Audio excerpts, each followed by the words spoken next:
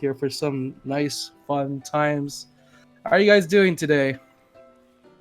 Doing great. It's been a week, but we're back. I have another tournament. I am Lagante, as you may have heard before.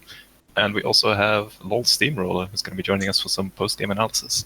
Hello and welcome to this wonderful game of Tooth and Tail. All right, and we got quite the exciting top four for you guys. It's basically the most classic of classic top fours here right now. Xeno versus Dead Bones up in the winner's bracket. And meanwhile, in the losers, which we'll be starting with first, it's Classic Metal versus Chip from Space. Classic Metal, he's broken the fourth place curse once already. Can he do it again, or will Chip from Space continue his recent streak of wins and move on to the grand finals? Let's find out and see what happens here. This will be a very, very exciting match indeed. Chip from Space definitely been showing really strong these last few weeks, and Classic Metal going through. I think he managed to dodge AV Ultima in the brackets and does snatch up that at least top four. No, definitely didn't have an easy road. He fought AV Ultima in the brackets, but he beat AV Ultima in the winner's side. Looking at the bracket over there, 2-1 over there. AV Ultima silently shaking his head over here right now as he's controlling the camera. Probably going to do something very bad to my voice later on, or saying things like that. But you know what? That's just how it goes here today, guys. Just very amazing games that happened throughout this tournament here, and we already got some people ready in the lobby, raring to go right now.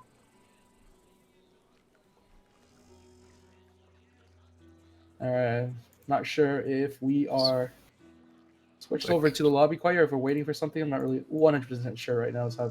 Okay, cool. Awesome. So here we are, Classic Metal versus Chip from Space. Now, I haven't seen Classic Metal play too much on these recent patches. I've seen a lot of Chip playing on this recent patch, and darn, is he good at this so far. Classic Metal strategy still works on this patch, I have to say. The just heavy tier 1 play with no real big engagement and going into a good one-base push definitely seems to work for him still. Right now, we do see them going with that usual build here. Chip from Space getting the owl out in his build. Let's go. The game has now started. Ladies and gentlemen, this is your top four right now. Classic Metal versus Chip from Space. Alright, you have Classic Metal in the south side of the map in blue, as well as Bellafeed, and Chip from Space to the northwest as Quartermaster in green. Classic Metal's going with Chameleons. It's perhaps an interesting choice. It's a unit we haven't really seen too much perform spectacularly quite yet, despite its recent buffs. So hopefully Classic Metal looking to do something very interesting with those Chameleons. Although it's going to be very... The problem I can see with this is that Chip from Space opted to go with a mostly flying composition with the Pigeon, Falcons, and the floating owl above, even though the owl mostly attacks with melee mice. And the units on the ground that he does have, the squirrels and toads, the toads are very potent against chameleons. So Classic Metal may have to adjust his build and go for a quick fox, which is something we have seen quite a lot these past 2 weeks. Now, considering Classic Metal's position, he can actually pretty much turtle himself in here. He has a nice little safe expansion to his right side that he can take advantage of. And he does have that barbed wire and the mine combination to stave off any aggression from Chip from Space, who actually doesn't have a natural barbed wire counter. Well, actually, he does in the form of mice, but it's going to take a bit of time before he gets that owl up unless he decides to rush it. Well, the players have been favoring rather fast tier 3s as of late, so chances are we will see that owl come into play unless the game ends very fast. But Classic Metal does seem to be wanting to secure this high ground right outside his base and perhaps go for that expansion as well. And both players are going up to 6 squirrels, and then we'll see if builds deviate. Both sides posturing their units closer to the battlefield that will eventually come between them right now. Classic Metal definitely wants to take control of that high ground. In the meantime, Chip from Space just scouting things around, looking for a way into Classic Metal's base here that he can just avoid. Classic Metal still not committing to too much quite yet, just putting down a single mine at the high ground entrance. So something for his opponent to deal with. Also, he didn't see the mine finish building, it looks like. He even gets sniped out by the squirrel entourage there, so going to basically shut down Chip's scouting in that area for the time being. The only way he can pretty much scout Classic Metal's side is if he goes around the left side of the map. Both players going for some toads, despite only really scouting squirrels so far, which I do find interesting. I don't know if the toads are that effective. Chip from Space does have pigeons, so in squirrel versus squirrel battles, those pigeons can definitely tip the scales in his favor, but we'll have to see if he decides to build them.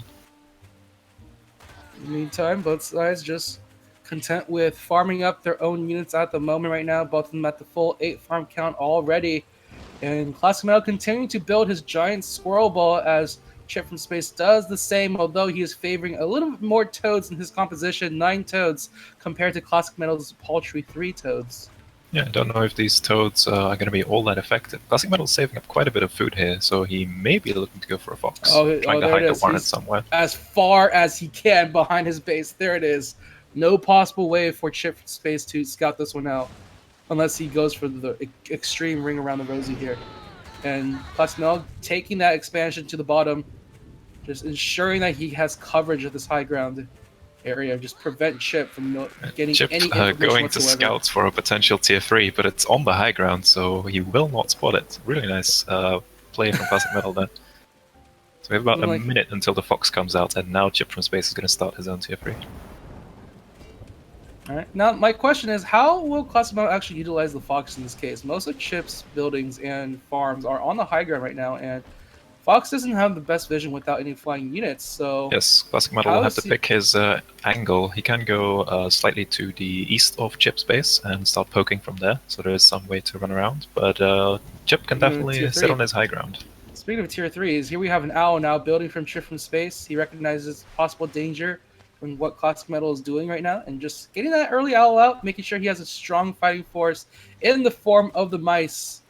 And at this point, Classic Metal has started to put down barbed wire to the right side of his base, trying to put some more money into the farms to beef up his economy so he can just explode in army value. But in the meantime, Chip from Space slowly going on ahead, one full warren ahead of Classic Metal in terms of the number of squirrels right now.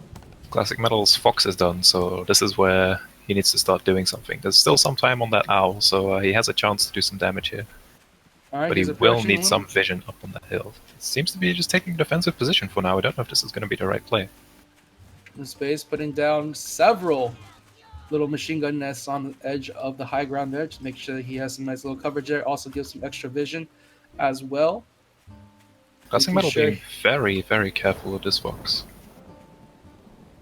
And the question is going to take a bit of an economic lead here, because Chip isn't really building that many farms, but Chip has a really strong army, and the fox will take some time to chew through this, especially with the mice taking shots.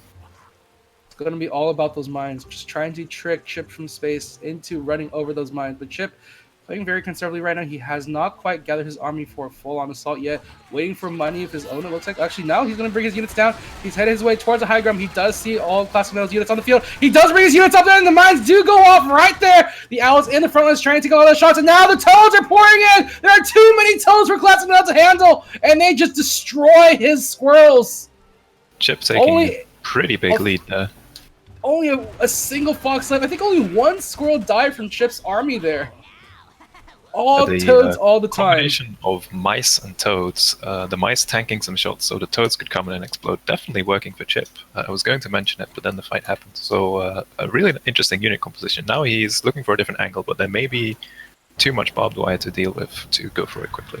Oh, not for the mice right there. The mice can just take out the barbed wire instantly right now, and there they go, just making their way towards the barbed wire with just hatred of the spiky little things right there. Oh, he has to be a little careful. He does lose most of the mice in the minefield explosion.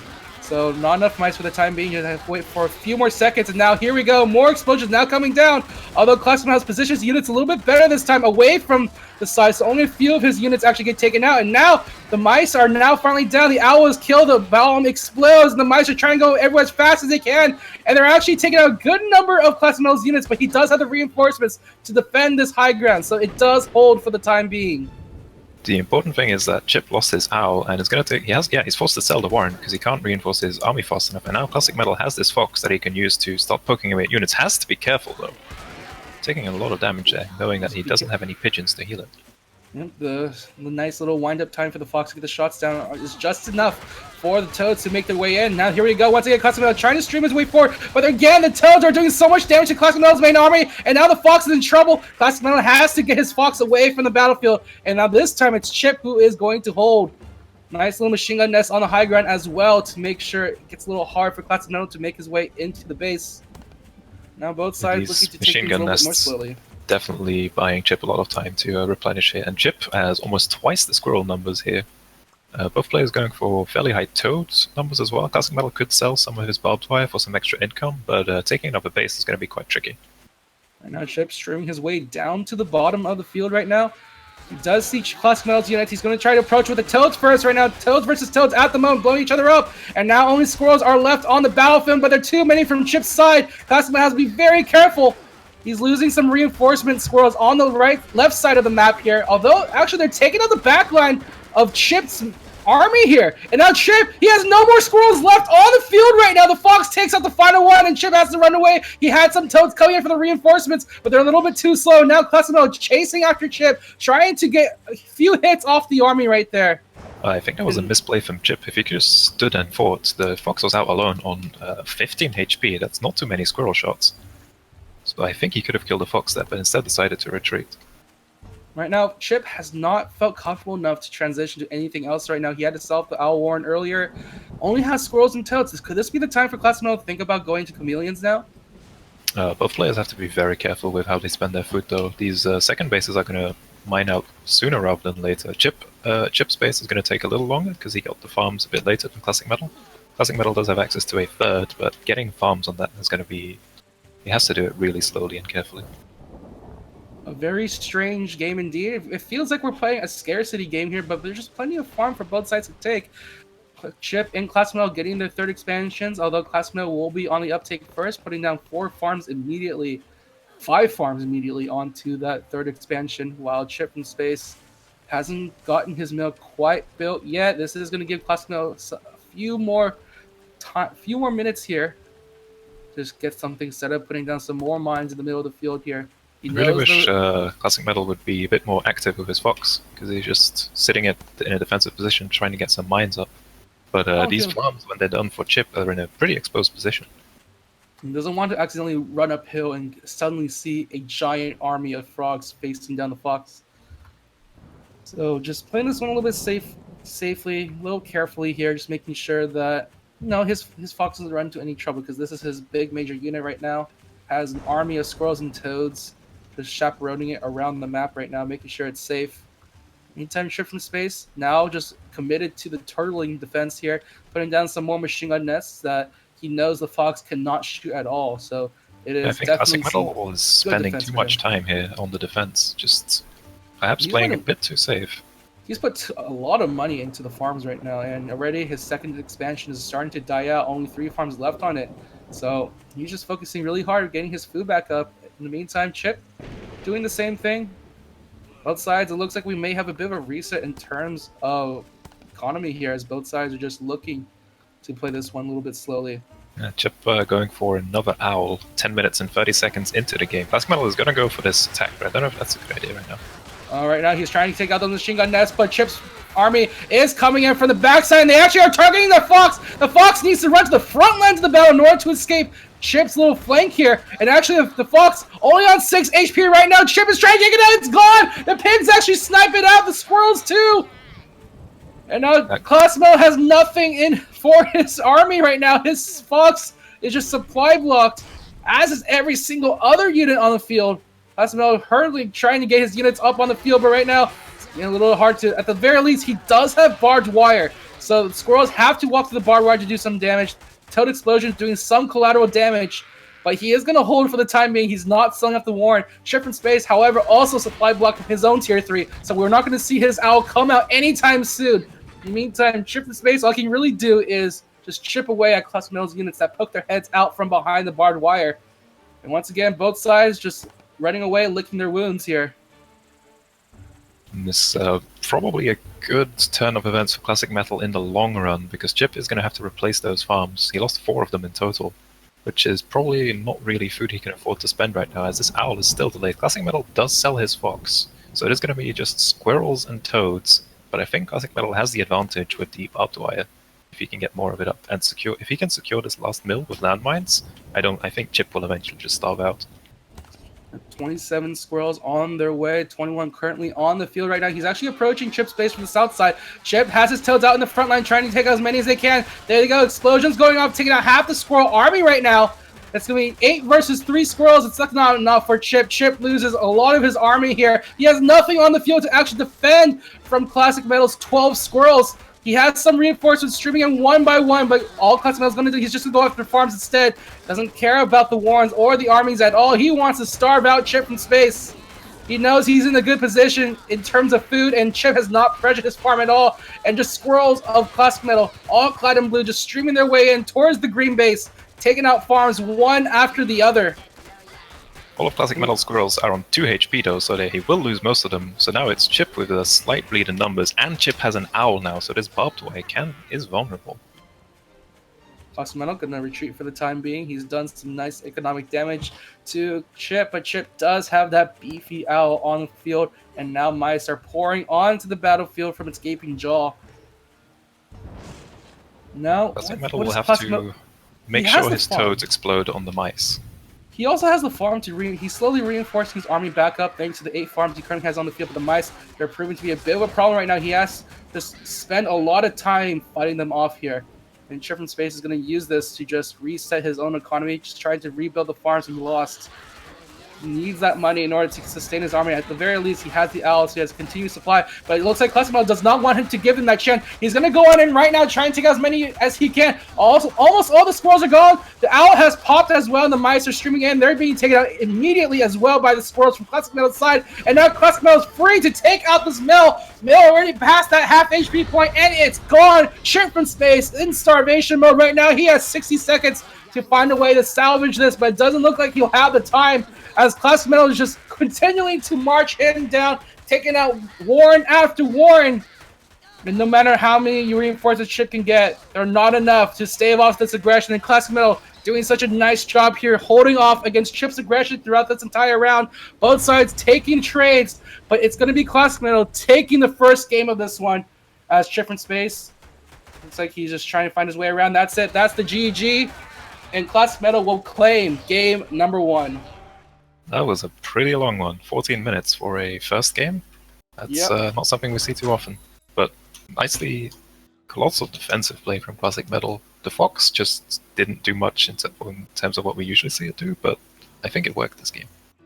It was a really nice defensive game after all, and I think the saving grace for Classic Metal was that he had a lot more defensives, and he took a really huge economical gamble early on and really staved off for that long, even though he wasn't trading all that well. And the reason why he didn't actually use his Fox offensively, because both of Chip's bases were on actually the high ground, and he didn't have pigeons. And I think we should see maybe some ferrets or pigeons again, although this worked, so I cannot judge. The barbed wire and mines combo seems to work quite well for Classic Metal. We'll have to see if Chip adapts his build or thinks he can do it. Chip going for that boar in his build. Boar, yeah. I wanted to mention the boar as well. It can prove viable in forthcoming matches. Also, I just like to say that Classic Metal is maybe exposed to MG Rush, but I don't think we are gonna see this in a game. Classic Metal going the same deck he did from the last one. Don't go with what ain't broke. And here we go, Chip from Space grabbing the balloon as his 6th unit. Here we go, ladies and gentlemen. It's going to be game number 2. Classic Metal in the blue in the center of the map. Chip from Space on the left side of the map. Here we go. Game number 2 is off to a very interesting start in terms of base placement.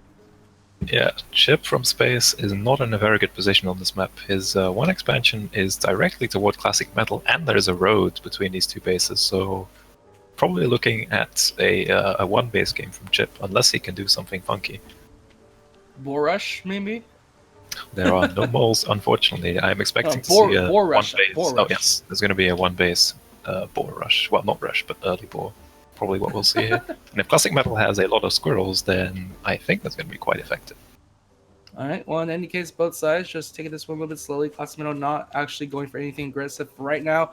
Both sides having that 7th farm at the moment, possibly going to go into that 8th farm. It looks like German Space returning to base. There it is, the 8th farm for both sides. It looks like No, Oh, it's a no, little no. bit risky, I think, on Classic. a really tiny map like this. I don't think going 8 farms is all that safe.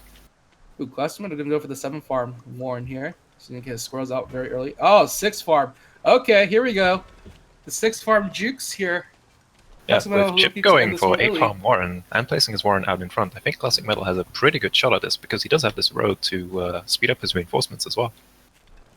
Right now, the first few squirrels are popping up for Classic Metal at this moment. Chip Space only has 2 Warrens on the field, neither of them with any units quite yet. Now, 4 squirrels at the ready. He feels ready for the attack, making his way down that road towards Chip's base. Chip sees this. He does have a few squirrels to defend with, and he's going to use the Warren to tank some shots right now. It's actually kind of working. Classic Metal's losing a lot. Already lost 2 units right now. Chip finally loses his first squirrel, but no, Classic Metal also falls in battle. And he does take out at least 1 Warren here. And actually takes out a squirrel. Can he take out a farm? Maybe not quite yet. Classic Metal's first attempt on the attack, not the most successful thing. Okay, Classic Metal is going to opt for the safe play and reinforce his economy, but now he's going to be behind in army value, even though he took out a Warren from Chip. Losing his commander there caused him to lose quite a few more squirrels than he perhaps wanted. So now it's going to be up to Classic Metal to try and hold this, and he doesn't have a very good spot to put barbed wire that makes him safe with just 1 tile, so he's going to have to be very careful with his positioning here.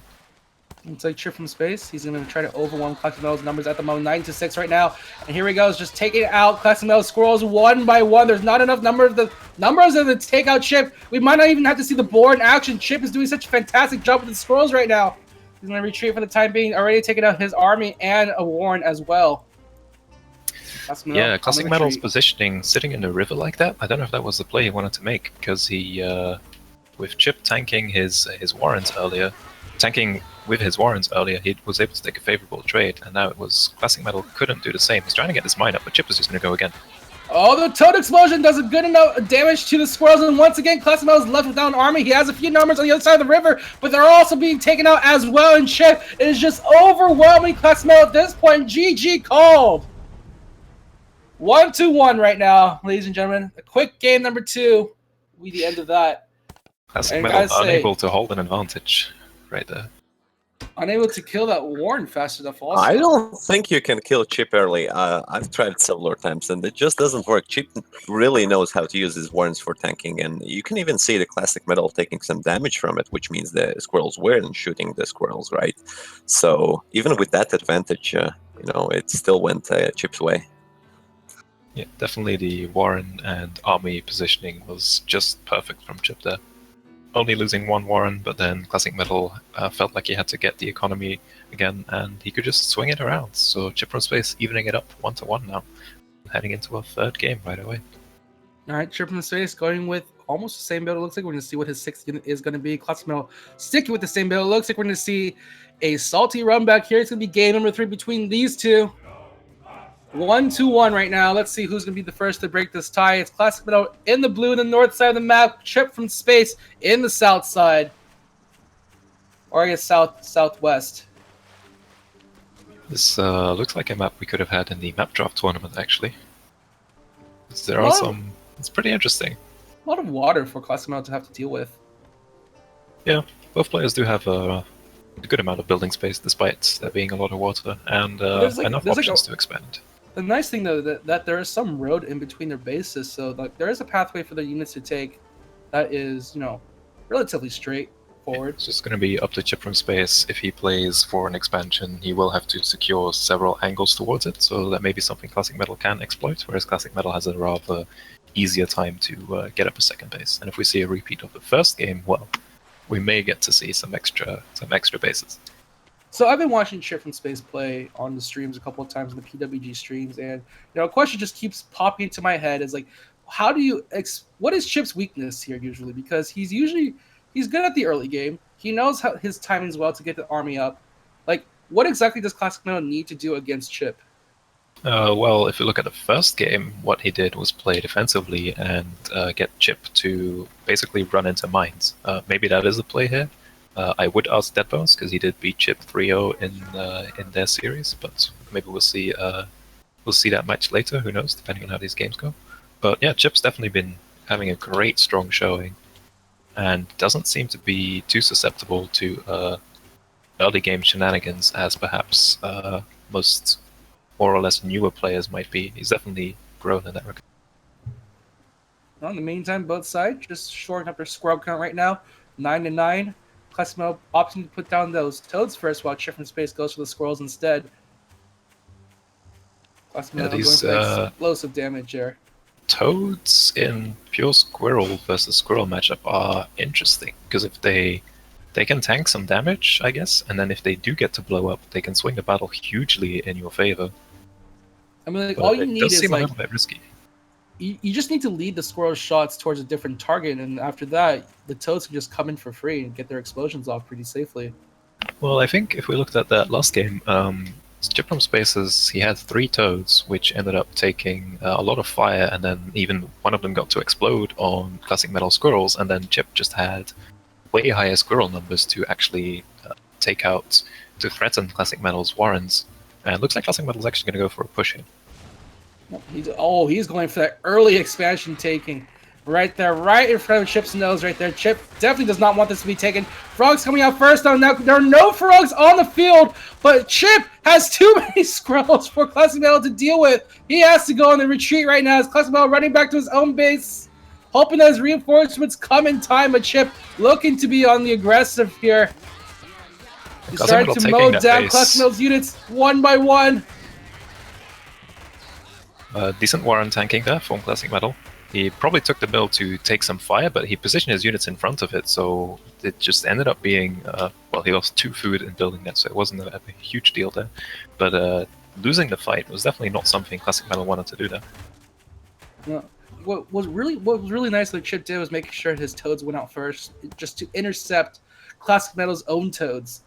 And just because Chip had more toads, he had more chances for him to just stop the explosions happening on his squirrels. And his squirrels just went in and cleaned everything else up. And again, taking that early mill was an interesting decision from Classic Metal, indeed. Yeah, it doesn't affect the actual economic situation all too much. Chip from Space does have a slight lead now because he's getting up a balloon, he's getting up an expansion. Balloon is just in a very defensive position for some vision, it looks like. All right, here we go. Back to the battlefield once more. Toad Smush is going off on both sides right now. But once again, Classic Metal is on the losing end of this exchange. He calls it GG.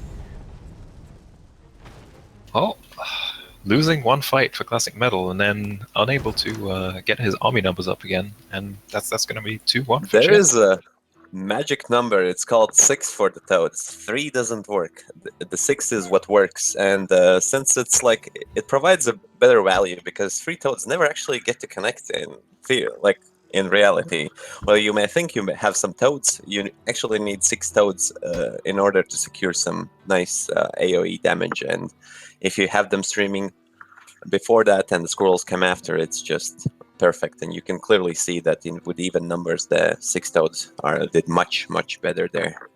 Definitely working out for Chip there. We'll see if Classic Metal adapts the unit selection, although the only units he's used so far actually seem to be working out in that first game. So I'd like to see chameleons change. I haven't seen the chameleons. What guys do you think about chameleons? I think with Chip going so heavily into toads, the chameleons will just prove to be even more, like, they won't get to do much because they will just take the explosions and they'll just die. Well, Chip from Space is going to be thinking about taking that Badger, except goes for the what? I thought I saw a Badger and Boar there for a second. That was very We did see it, a Badger and Boar for a split second. He plays Boar, Badger, Owl, and Fox as well. Sometimes Badger Pigeon is a fairly strong combination, although it doesn't quite measure up to the AoE capabilities of the Boar, I believe. Not in a time where so many squirrels are on the field usually. So, like, do you guys think that Classic Metal should be trying to take these games late rather than take these early engagements then? I think with Mines and Barbed Wire, he usually secures his advantage that way, and if he takes an economical gamble, we could see the repeat of game 1, but, facing Chip is, like, really hard in general, so, yeah. Well, here we go, ladies and gentlemen. It is game number 4 right now. Chip ahead 2-1 and sitting in the southeast side. In the Northwest, Classic Metal hoping to tie the series up and push it to a game number 5. Here we go. And both sides. I think we've seen this map configuration before. It looks similar, I guess, because it's just, there's a hill, there's some mills in the middle, there's some high ground, this sort of reminds me This reminds me of the Xeno Acoup versus Shinyu game from November Knockout, where it was Shinyu on the high ground and Xeno from the south side. Xeno's approach was to contain his opponent as quickly as possible. And, with Classic Metal's build, maybe he could try that? He could try it, but he doesn't quite have the right units for it, I don't think. Xeno did have the ferrets in that one game. So I think you need a strong tier 3 poking unit or like a zoning unit like a skunk or a squirrel to pull that off successfully. And also, with just barbed wire and mines, it's going to be tricky to do something like that, but he might try it. I think, honestly, Classic Metal's best bet is to just take a defensive position with mines and barbed wire again, and try and get value that way, because the last 2 games where he tried to force himself an advantage definitely backfired. Not too many places here for his barbed wire to be super effective, though. Most of the available building spaces are towards the sides of the map rather than up towards the middle, where unfortunately that mill there is blocking a lot of the building room that he could use.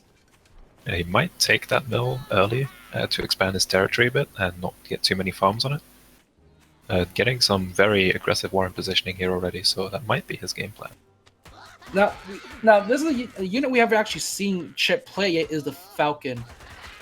And, I mean, what's the timing? What's the correct timing for the Falcon to happen here? In the meantime, before that, right now we do have a bit of a skirmish here. Classic Metal versus Chip from Space. Chip from Space actually takes that mill thanks to a victory of that fight there, taking out Classic Metal's own squirrels, although Classic Metal does have the instant reinforcements right there on the field. And now he's pushing the line slowly back away as Chip is now backing off towards his own base. And it looks like we're going to have a bit of a stalemate here as both sides take some nice heavy damage from each other.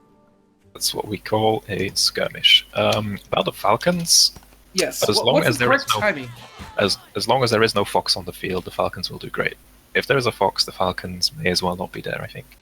All right, the first mine of the game making their way forward, and Chip from Space is going to grab that first expansion, trying to tank some shots from Classic Metal there. Fortunately, 60 food loss. Was it worth it here? Classic Metal is starting to lose his units, and now he's going to have to retreat back. And Chip not going to chase. You may have seen Chip that showing building. Classic Metal how to do the mill tanking properly there. Definitely winning the engagement, and Chip is going to get more squirrels. Classic Metal does have this one landmine to secure him a fight if Chip decides to push, but we'll see if Chip, he might just be happy taking this slight lead, go up to those 6 toads. We'll see if that is indeed the magical number. There we go, the second toad warren goes down. Is that magic number that Lil Steamroller was talking about. 6 toads almost at the ready for Chip as he's starting to get them built. Meantime, Classic Metal only with 1 warren of toads at his disposal here. He does have the 1 landmine, but I don't know if Chip from Space is going to be the one to make the first move here, because he does have both players have a good number of expansions available to them, but leaving your army in a position like this is very scary. Now Classic Metal just weaving his way in and out of that high ground, unsure what to do, just waiting for the food. Waiting for his units to reinforce. He put down a lot of warns at once, so it's going to take a bit of time for them to make their way to the field. But it does outnumber Chip from Space's army count. So Chip sneaking in that expansion, which is going to be fairly safe because both armies are sort of facing off against each other. And now the balloon play from Chip is going to give him a lot of vision, even if his commander isn't there. So if he can get that up, I think he's going to be in a pretty good spot. Although Classic Metal's sheer squirrel numbers may be enough to overpower this. He's just getting that squirrel ball all ready and built up. 24 squirrels almost at the ready here. Chip from Space does get that balloon up. Chip. 2 or 3 good toad hits will decimate Classic Metal squirrels. So I think Classic Metal knows this, has seen a good number of toads. So just going to add in some toads on his own, get some farms. You know what you do when you see 24 squirrels your enemy has? You take out that boar as soon as possible. Boar now making its way onto the field right now, building behind Chip's line. Classic Metal is going to go for economy instead of tier 3, which is, I think, in Chip's favor, even if Chip has some food in this sniper balloon and the extra windmill. He feels very confident in his numbers. Hopefully, he'll be able to maneuver his squirrels around enough to get the damage done. He's making sure he doesn't get in range of the balloon, so he doesn't lose any squirrels in a very unfortunate manner. In the meantime, that boar is soon going to get built. Unfortunately, slightly supply block. There it is. 40 seconds from now, Chip it's going to be go time at just about 6 minutes. All right, here's the window for Classic Metal. He's starting to make his way in right now. trying to take as much as he can. His units, though, focusing on that mill in the front lines. His tellers get wiped out. And now Classic Metal is starting to lose a lot of his squirrels now. What happened to his 24 squirrels? Half of them shot the mill. Classic Metal could have taken a slightly different angle to make sure he wasn't hitting that mill, but he just went straight in. And Chip definitely maybe a bit of foresight there, making sure his mill took a lot of the damage, and that boar is going to come out sooner rather than later. Classic Metal has a lot of economy here, but I don't know if he has the firepower to deal with a boar. He is ironically supply blocked as well. His units are just continually streaming onto the field. Luckily, it only takes like a second or two for the block to become undone, but quite a sight to see for Classic Metal. You will choke your production just a little bit. There are some mines here, so if Chip runs, he's going to run into it with his toads. Oh, there he is. The mines get blown up, although the toads do get off their explosion, taking out a good chunk. And now the boar in play right now, streaming that fire all over the place, and Classic Metal's units just don't stand a chance against this boar. It looks like Chip has done it. We see the boar coming out here. He's just burning down these grass huts one by one. Just superior firepower. Working out against Pure Squirrel. Chip doesn't have many farms left, but Classic Metal doesn't have many warrens left. So unless a miracle happens, it is going to be Chip's game to take. I mean, he has nothing on the field really. That squirrel doing its best, but that's going to be game. Chip from space takes it 3-1 over Classic Metal, and will be moving on to the losers finals, as unfortunately Classic Metal will be dropped out of the tournament. Taking 4th place. Did a good job though. Taking that first game from Chip was definitely. The meme is back, guys. It was a strong showing from Classic Metal, so I do want to congratulate him on that first game. It was a rather nice game with all the offensive stuff, but yeah, as you can see, the Fast Fox could prove vital. The Chip's advantage here is that he mixes his tier 3s, and nobody really knows what he's going to bring. Is it a boar? Is it a fox? Is it an owl? Is it a badger? Nobody knows. You probably go for the wolf, even maybe. Maybe, though the wolf with just tier 1 units maybe isn't that strong because you just can't buff everything with the way the wolf works now. But yeah, I think that's definitely one of Chip's scary things, is that you don't know what his tier 3 is going to be. I'd love to see the chameleons replaced with something like a ferrets or even pigeons. It could provide a lot more reconnaissance. He could maybe, see what's up and use the ferrets as a poking power, because that definitely lacked in his game plan. We didn't see chameleons. We did see chameleons going up, but they got instantly sold there. We just never saw Classic Metal feel comfortable enough to go into chameleons at all. It just makes me wonder why he decided to go for it in the first place. Yeah, he seemed really reasonable with the build he had. Like, he used it for all his games, and like he definitely had a plan for them. It just he needed to match his tier 1 units army size to Chip's. Well, right now, with that match underway, Chip in space will be looking for the next match. Indeed, he's going to find out who he has to play next. It's either going to be Xeno Coop or Dead Bones. Which one will be knocked off into the losers bracket? Are we taking a break, or are we moving on?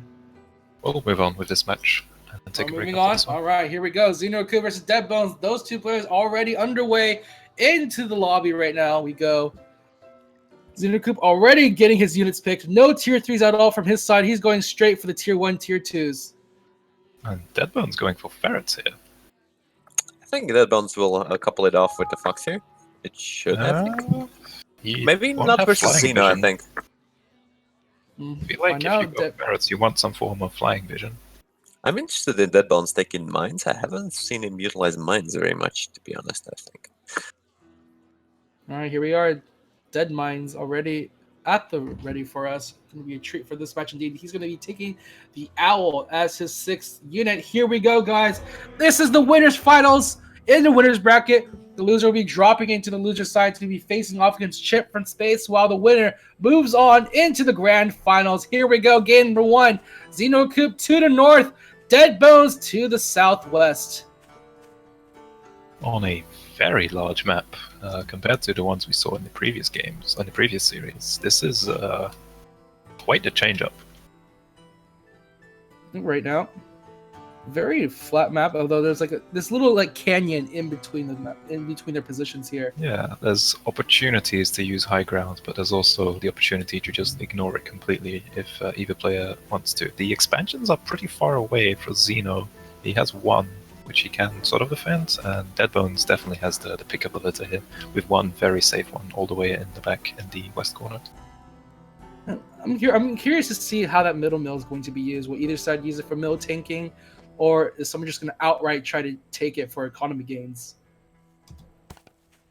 Well, we will have to see what the plan is here. Both these players, I think, do tend to favor their strong economy, although they're going to go for 7 farm Warren, not thinking that the 8 farm is safe enough, perhaps. Just making sure they get some units down the field, and 8 farm timing isn't that far behind, so they're not really too worried about that. Yeah, and with both players going for the same, there's no big difference anyway. So just making sure they get their mills, their warrens up and ready to get those units onto the field, so that they can try to do something with them. Now, I think Deadbones' mine placement could be critical this game. If he gets some good positions with his landmines and Xeno doesn't manage to properly scout them, I think that could be a big decider here. So you have a lot of this map, there's like a big giant open field here. What units would like definitely benefit from this? Well, the owl might be good for Xeno. It's hard to say. Xeno, not for Xeno, for Deadbones. The owl might be good for Deadbones, and the I think the Falcon Ferret combo is just really strong in general. It's a lot of damage. It's a lot of pressure on your opponent. And in an open map like this, it's hard to catch a composition like that off guard, I think, because the Falcons will provide really good vision, with the Ferrets just, being able to sit back from range. Deadbones is going to go for a very early owl in a really hidden position. Yep, Deadbones going for that early owl. In the meantime, Xeno going to go for that early second expansion here.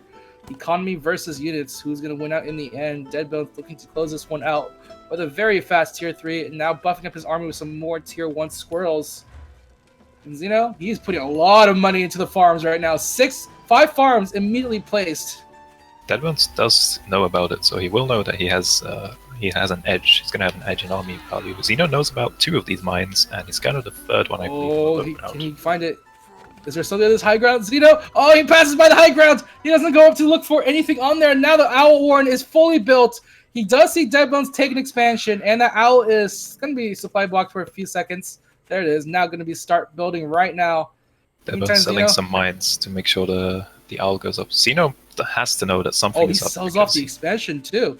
He's trying to trick Xeno into thinking he has the expansion going for the economy game as well. Deadbones just pumping all of his food into units, and he has to try and win with his Owl push, because if it fails, it's going to be so far behind in economy. And Xeno is going to have a pretty hard time defending this. He's going to try to bring his toads over. His toads into the front line, but the mines are going to kill it off first. That's 1 toad gone.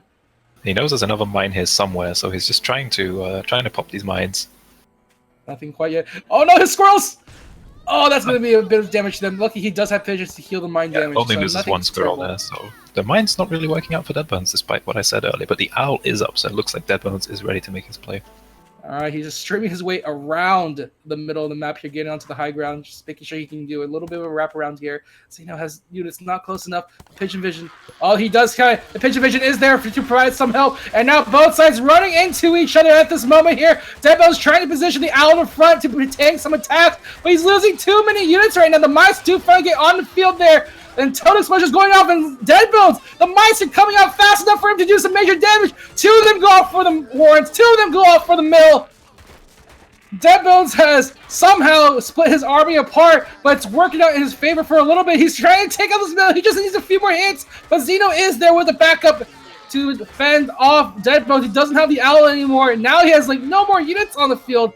This little gamut of hits did not pay off in the end. He's going to call it GG here, and Xeno will take game number 1. Very close. Deadbones going for the all-in with the tier 3 on 1 base, but unfortunately doesn't quite secure Xeno's expansion. And even if he did manage to secure that expansion, it would take him some time to re-establish his army before Xeno could roll him over. I think the mice versus the toad matchup was definitely something that went into Xeno's favor there. I think if he popped his Owl near the expo, the mice would gone straight for the expo and killed it. Expo. Yeah. Although I these- don't think the Deadbones could hold the counterattack of Xeno anyways, to be honest. Like, it was too hard.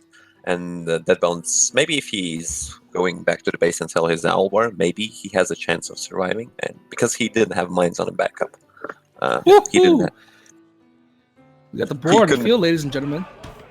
Here we go. Game number 2, Deadbones versus Xenocoop, going at it right away. Xenocoop sticking with his little build he has, but Deadbones changing things up a little bit, going for that boar and machine gun nest. He's taking the boar instead of pigeon? Owl. Instead of owl And and machine yeah, gun he- nest instead. Yeah. So Alright. he sees that Xeno builds up a large tier 1 army first, so he's going to see if he can try to counteract it with the boar, maybe. Yeah, Get we'll that see if early it ends up presence. working, because Xeno does have these falcons, which we may see as the game goes later. I mean, he Deadbones doesn't like doesn't really have a good solution for the falcons if Xeno gets a strong enough army, so we'll see if it happens. There's a fairly large map, we haven't really talked about it. Xeno's position is, depending on who you ask, strong or weak. There's high ground right outside his base, which Deadbones can easily exploit with fair pressure, but Xeno's expansions are also relatively safe, whereas Deadbones can get bases far away from Xeno. I don't know, this is going to be really up to the players to see where they expand towards and what kind of composition they go for. Deadbones is posturing himself on that high ground. He knows that's a place where he can pressure Xeno. He just sticks there just to watch Xeno just sneak on by and just puts the mines on the high ground without Xeno knowing they're there. And there, it looks like they're going to be building Definitely. fast enough. If those mines are in a really good position. Nice cheeky play from Deadbones. He was hiding on the high ground to see Xeno walk by, and then without Xeno knowing that he was on that high ground. And Xeno's going to go for one Squirrel Warren and then straight into Falcons. Alright, he's a little worried about something. But Deadbones is going to try and exploit this high ground, and Xeno, if the Falcons come up, he will have vision, but it's going to be quite a while before they get up there. It does have the machine gun nest, so he has some form of defense. At least his He farms are can going to be snipe safe. He has the high ground though, so he can actually snipe that machine gun nest with the squirrels. He's actually going to try to do that. There it is! The squirrels Yeah. already just trying to make their way, trying to get some damage down on the machine gun nest.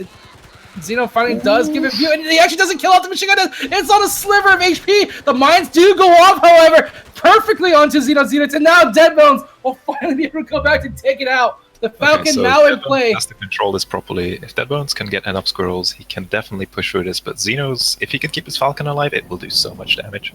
Deadbones just on the high ground right now. The pig has a vision. He's trying to do his best to shoot away at the opponent. The pig goes down first, and now that Falcon on 10 HP. Xeno trying to maneuver it away, but it's gone. The other Falcon now in play, however, and Deadbones only has 3 squirrels. Make that 1. Make that none.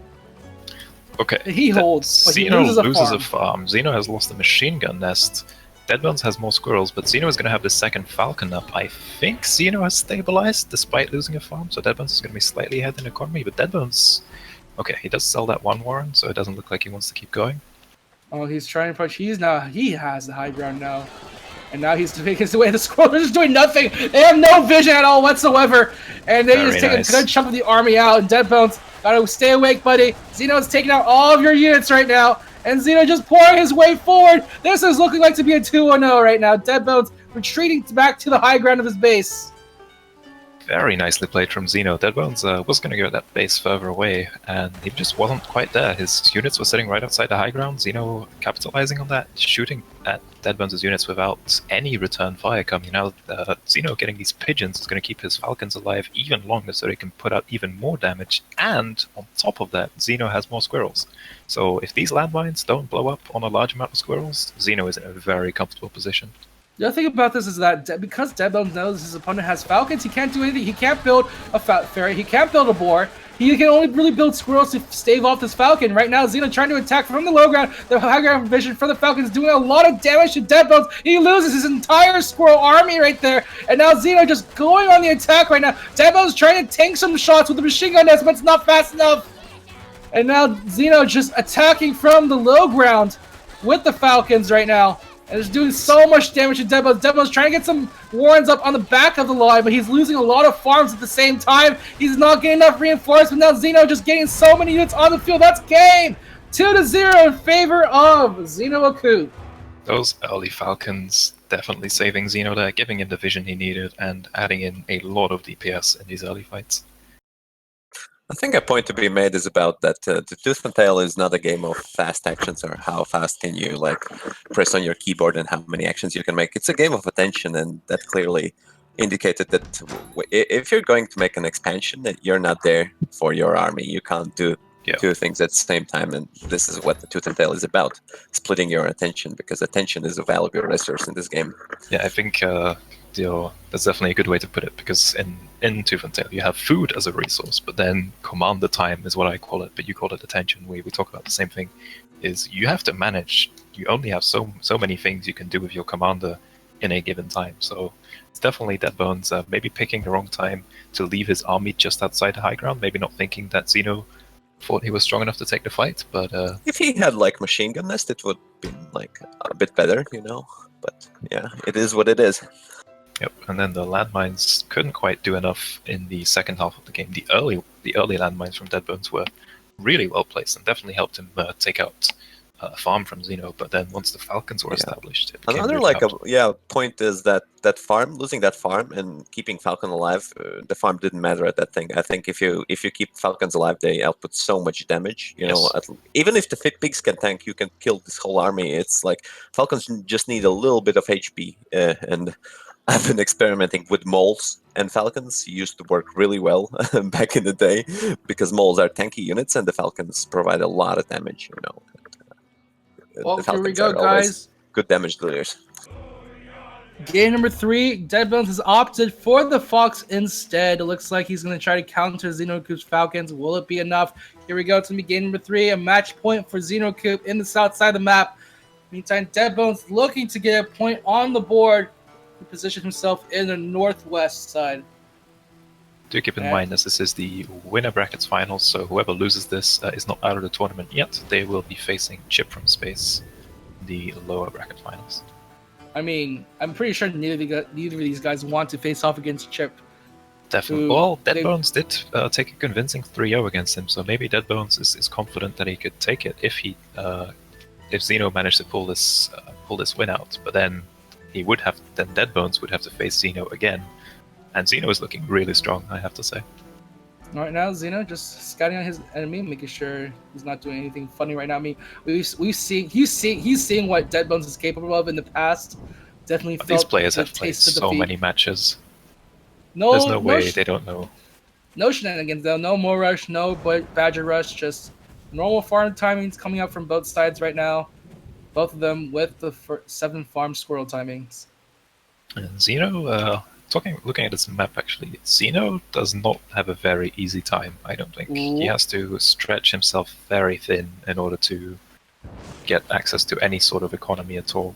Okay, we might have some shenanigans. Deadbones put his mines on the high ground right outside the expansion, north of Xenocoop's base. That is an interesting position to put it. I don't think those will ever detonate, because Xeno, they might, but personally I don't see Xeno moving his army up there unless we go into a 10-minute plus game and his main base is completely sold out and doesn't have any warrens left on it. Xeno's army position should be in the middle of the map between these two bases if he does want to secure that expansion. Deadbone's just going for the long con right now, just trying to metagame Xenocoop into moving north. But it doesn't look like he's going to do that anytime soon, because Xenocoop going for that early Falcon once again. It worked well for the last game. It's going to possibly work for this game as well. Yeah, Xeno obviously does have the advantage of being 2 games up, so if he manages to pull this one through, I think he has to do it on one base, but with these early Falcons, and if he can add in some pigeons, there's definitely a window to do enough damage. And there is a lot of space on this map for him to pick his angle. Deadbones placed down a Fox Warren, but decides to sell it, and is going to place it somewhere else after Xeno scouts where he had just sold it. Some mind games, that's nice. In the meantime, both sides just getting things up. We have Deadbones going for that very early Fox right there, building behind his farm. So once again, something that Xeno might not be able to scout out this time, but will the Fox be enough here? It does look like he does grab it early enough. He did see that Xeno did go with Falcon, so that Fox is going to be a very scary thing for Xeno to face. Yeah, but I think Xeno's plan is just to overwhelm Deadbones here with a massive units on one base. So if the Fox can't do all that much damage, and Deadbones doesn't have high ground vision, Fox is going to come out in about 50 seconds from now because it hasn't started building yet. So And there is still some time for Xeno to get a lead. In the meantime, both sides just shoring up their tier 1 army. In the meantime, Xenocoop going with the triple toad warrens, quadruple squirrels, and a single warren of pigeons. He's actually making his way up north right now. It's go time for Xeno, because Fox isn't going to be out in time, but there are mines here. But So the Xeno mines. has to, yeah. Oh, this is starting to feel like that last game for their last grand finals. Xeno doesn't have a lot of time. He has to make up his mind. He's going to go for a base here. Alright, he's going to try to grab some territory here. Try to get some area to spread his legs out here, and even an extra thing for Deadbones to shoot at. Honestly, if Xeno can secure this territory and get some MG nests up, the Fox might not be that strong, but it is up now, so Deadbones definitely has a window, and it's just going to go right away. Here we go. The Fox is now in play here, and Xeno sees it, and he is chasing after that Fox. Falcons are in a good position. Damn, but here we go! The army now coming in from the side. 3 toad explosions go off, but the focus is not quite there for Xeno's army. He's losing too much right now, and now the Fox chasing him from behind, trying to pick off any stragglers right there. What a play from Deadbones. I think Xeno had a bit of a window, but he decided to get the expansion first. Deadbones checking if Xeno has another expansion. Very nice play, just to know if it's there. And now Deadbones is in a very, very comfortable position. He has the Fox. He lost a few warrens, but Xeno has to sell his Ferret Warren, has to sell his Falcon Warren after losing both Falcons to that Fox. Deadbones has more food than he knows what to do with, and Xeno has nowhere to go. I mean, you cannot be frazzled by the Fox there. He was just like, he sees the Fox like, I have to kill that Fox. He chases after it and completely ignores Deadbones' army coming from the side. Not even coming, they're just sitting there. They're just sitting there waiting for Xeno to come towards it. Yeah, and the MG nest definitely helping out for Deadbones. They're putting in a lot of DPS as well. I think Xeno might have one more chance at this with this army, but he has no way of replacing it if it does go down. Doesn't even have Falcons on board anymore. And now he's just trying to do his best here, trying to overwhelm Deadbones. But Deadbones does have the Fox at play. He is going to be a little bit careful. The toads are now coming out from both sides. The explosions do go off. And Xeno does not have enough toads, but he does take out almost all of Deadbones' squirrels. And now Xeno has a giant squirrel army at play right now. There was a toad that spawned right in front of Xeno's squirrels, and it took out so many. And I think that's actually going to swing it around. And now Xeno is out of food. That was luck right there for Deadbones. He got the toad out just in time. And now once again chasing after Xeno. Looks like he wants to finish this one now. He has the Fox out in front, chasing after Xeno's army, gathering the rest of his troops at the ready for this one final push. Hopefully be able to put himself on the board, extend this to a game 4, maybe even a game 5 right there. So far, Deadbones to be looking for the Fox. Is very low on HP right now, 6 HP, but he does kill off Xeno! Xeno is down for the count for a few more seconds, and now he has some bit of free reign here to take out some more units, and now the Fox is just positioned wonderfully to take out any reinforcement from Xeno's army. He does have to retreat it back a little bit, does not want it to be taken out by some stray bullet, but that's going to be game! Deadbones still alive and kicking, folks. He's going to be taking his first point on the board. All right, 2-1 in favor of Xenocoop still, but Deadbones definitely showing that he still knows how to beat Xeno. So that's good. We have a series. It's nice. I think Xeno knows something about mines there, because he stopped and, the Deadbones established a strong point up and didn't engage him. And I think that's threw the Xeno a bit off. Why does Deadbones doesn't want to pick a fight here? Because he set up an MGs way too far from his border territory. Right. I think just Xeno knew something was up and he didn't know why, so he decided to play a bit for a time, and then the Fox came. And then after the Fox, it's really hard there. Yeah, I think if it's either Xeno had to go earlier before the Fox came into play, or he had to somehow live a little bit longer and get MG nests up to defend. Also, I think Xeno's master plan was to take the mill and use the ferrets and just siege down. Yeah, that he was getting those not like up. go all in, because we as the casters we have a complete information here. But I think Xeno's plan was to just siege the base actually down, and he didn't anticipate the Fox really. All right, well. Little Fox chase there went in favor of Deadbones right now. We're going to be looking at a game number 4 right now. 2-1, still currently in Xeno's favor, so he can still pull out a nice little victory here and move on to the grand finals. But Deadbones is looking to make that 3-0 comeback. Now Let's see if he can do it.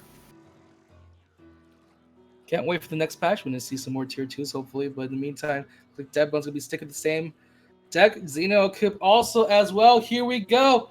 It's going to be game number 4 now. Xeno Coop in the north side and Deadbones in the south. Deadbones looking to get this tie series and take it to a game number 5. Let's see how this one goes. Yep, another open flat map with sort of a canyon in the middle. No hills around it all that much except on the west side, but both players do have options. Look at that natural river barrier though for Xeno. Like Deadbones does not want to attack across that. Yeah, but Xeno has to expand across that river, so eventually it'll become... Xeno's position can only last so long before he has to press out before he has to press forward. Deadbones has a few good bases to take, whereas Xeno is going to have to establish himself on the map. He does have the ferrets and the MGNS to do that, so I expect we'll see that from him. I am very, very curious if that mill on the very far right side, if that one's going to be taken at all. It's just surrounded by water, it's on the high ground. It's a typical base for Deadbones to take, I do believe. It might be very possible for him to, if he scouts it, which I do like how Xeno was just sitting there waiting to see what Deadbones built first, just to make sure that he wasn't up to anything, yes. Weird. Neither player has scouted that particular mill yet, so we don't know. So it looks like no one will be taking it just because they don't have either player that wants to. Just look how much water they have to wade through just to get there. Well, building it once is fine, then you can just burrow to it, so... But they don't even know it's there, so I mean, why bother? Currently, so chances are they won't scout it anymore. Any case, right now, both sides just going for their early squirrel timings once again here. Now, speaking of weird expansions, there's just another one to the left I want to talk about. It's on the high ground there. This one looks like it's a little bit easier for either side to take. A little bit, but Deadbones does have the pigeon ferret combo, so if Xeno ends up taking that base, it's going to be pretty rough for him to hold. Either way, Deadbones getting some very aggressive mine placements here, so if Xeno were to push forward, I like this from Deadbones, he paces Warrens forward, knowing that it will be vulnerable to Xeno's ferrets, and Xeno, if he moves his ferrets into that position, they will just die. There's going to be the squirrels. Oh, the mines do go off there. There it is. Surprise mines from Deadbones. Here we go. Kick things off here. Game number 4, off to a great start for Deadbones right now, and he's actually just chasing down Xeno. He's going to get himself a nice little... Warren. No, quite yet. He does have some squirrels on the front line. Deadbones does lose the squirrel. He does finally tick out that Warren, however. So nicely played from Deadbones. Yeah, the landmines coming into play in both of the games we've seen so far, and I do like the mine games that are possible with it. That was just good foresight with the mines, really. Just he knows that Xeno will probably use his high ground to his advantage, and just, hey, got a little surprise waiting up for you, bub. Take it as a present for trying to take that high ground. Deadbones, his timing on placing these mines has been really good. With Xeno has to, I think, constantly second guess himself. Are there mines where I'm going? This is scary because he does take this mill. If he takes it, he is definitely going to try to put some units on that high ground to just get that extra vision. But Deadbones has mines there again, so it's going to be rough. Deadbones getting these ferrets up with pigeons coming in right after, so he's going to have a way to poke away at this mill. Xeno's going to get an MG nest here. Very nice. It's going to be outside of Deadbones' visibility. Yep. Just because so the mines don't give that much. So he doesn't know it's there. He does see it now. So here's a question. If you try to build something above a mine, does the game tell you that there's a mine there? Well, not that it really matters. We have a ferret poking at it with the pigeon vision. That MG nest is not safe. Here we go. Xeno Kim trying to attack it to Deadbones' side of the map here. He does have the squirrels out. He's slowly pushing to Deadbones' side, but Deadbones is moving his units. He actually loses the commander's life. Xeno does not dare to command his army, and now all of his squirrels get taken out. This is a free mill for... That's GG! Yeah, no way Xeno was holding that. That was quick. Landmines securing Deadbones an early lead, and that's going to be 2-2. All right, Deadbones, he actually could do it. The 3-0 reverse sweep here against Xeno, and Xeno needs to take that one last win just to get an instant ticket into the grand finals and avoid facing Chip in the losers. You might say all about mines, but that ferret is what really forced the fight. Yes. I think Xeno was in decent position, actually. It wasn't that bad for him. It was the ferret which forced him to go, like, I need to attack, and subsequently, like, lose his commander in the fight. Yeah, that early victory that Deadbones got. Yeah, he got the timing to even put the ferrets down because he just pushed Xeno back so far after that first attack Xeno tried to do, thanks to the mines, and it just all cascaded one after another for Deadbones in the perfect way. And now Xeno Coop, he's now having to change things up a bit. He has the boar at play. Xeno's definitely. I can see that he has to feel. He feels like he has to change his strategy here probably because he hasn't been able to use his ferrets at all this entire series. So he does decide to swap them out for the boar. We'll see if Deadbones goes for landmines again. They've been working out great. Yes. So Deadbones is taking a while to think about this one. Going for the well, not too long. He goes with the same deck. It looks like. Here we go, guys. Game 5. Game number 5. This is something very interesting indeed. Deadbones is going for the reverse sweep here. Here we go. Xeno Coop in the west side of the map, while Deadbones on the east side. Both of them on just very far away from each other in this very craggy looking This map. is a nice map for a game 5, I think. This is there's some low ground bases which players have to fight over eventually, but then yeah, they both have like very natural ways in which their expansions can flow, and then there's ways around that. The distance between the bases, you can either go through the south way or the north. We'll see what ends up happening. I mean, Deadbones can do some very crazy fox shenanigans with this map here. Or even just have mines. If he has one mine closing off one way, he can use his army to go the other way. I mean, his mine game has been on point, both with the mine and mind. Just predicting where Xeno will go here, and it's working out so far in these last 2 games. Let's see what he's going to be able to do with it. Just first putting down the early squirrel warns, both of them simultaneously. Yep, they haven't really Both diverged from this at all. Both of them very expertly aware of the timings that they put down the warns here. Yeah, Deadbones is pretty safe in his base here. There's a lot of cliffs protecting it, whereas Xeno has to be a little bit more careful, so he does place his warrens on the high ground there. And Xeno did not go for the ferret this time. He went for the boar instead, hoping to stave off any like tier 1 aggression from Deadbones. But Deadbones does have that ferret pigeon combination, which would work pretty darn well for this map. It would, and I think Xeno's reasoning could very well have been to. He hasn't been able to establish his ferrets at all, since he has been opting to get the falcons first, and then to add on the second tier 2, you need some food.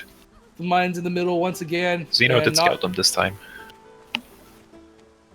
He has to be a little bit careful though, because it basically does make that moving in that area very hard for Xeno. He'll have to find a different way through. Well, there is a different way through all the way in the south, but it is a long way, so he has to be.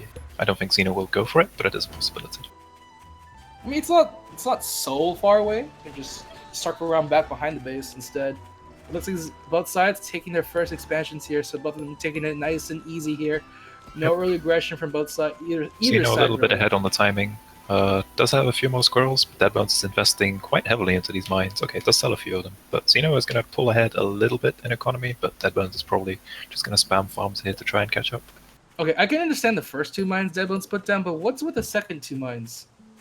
It's to protect his mill from ferret pressure, I believe, because he's probably still. It's safe to assume that Xeno will have ferrets. Huh. So Xeno can't sit on that low ground with ferrets and pressure his base that way. Well, Xeno going for that very fast badger right there.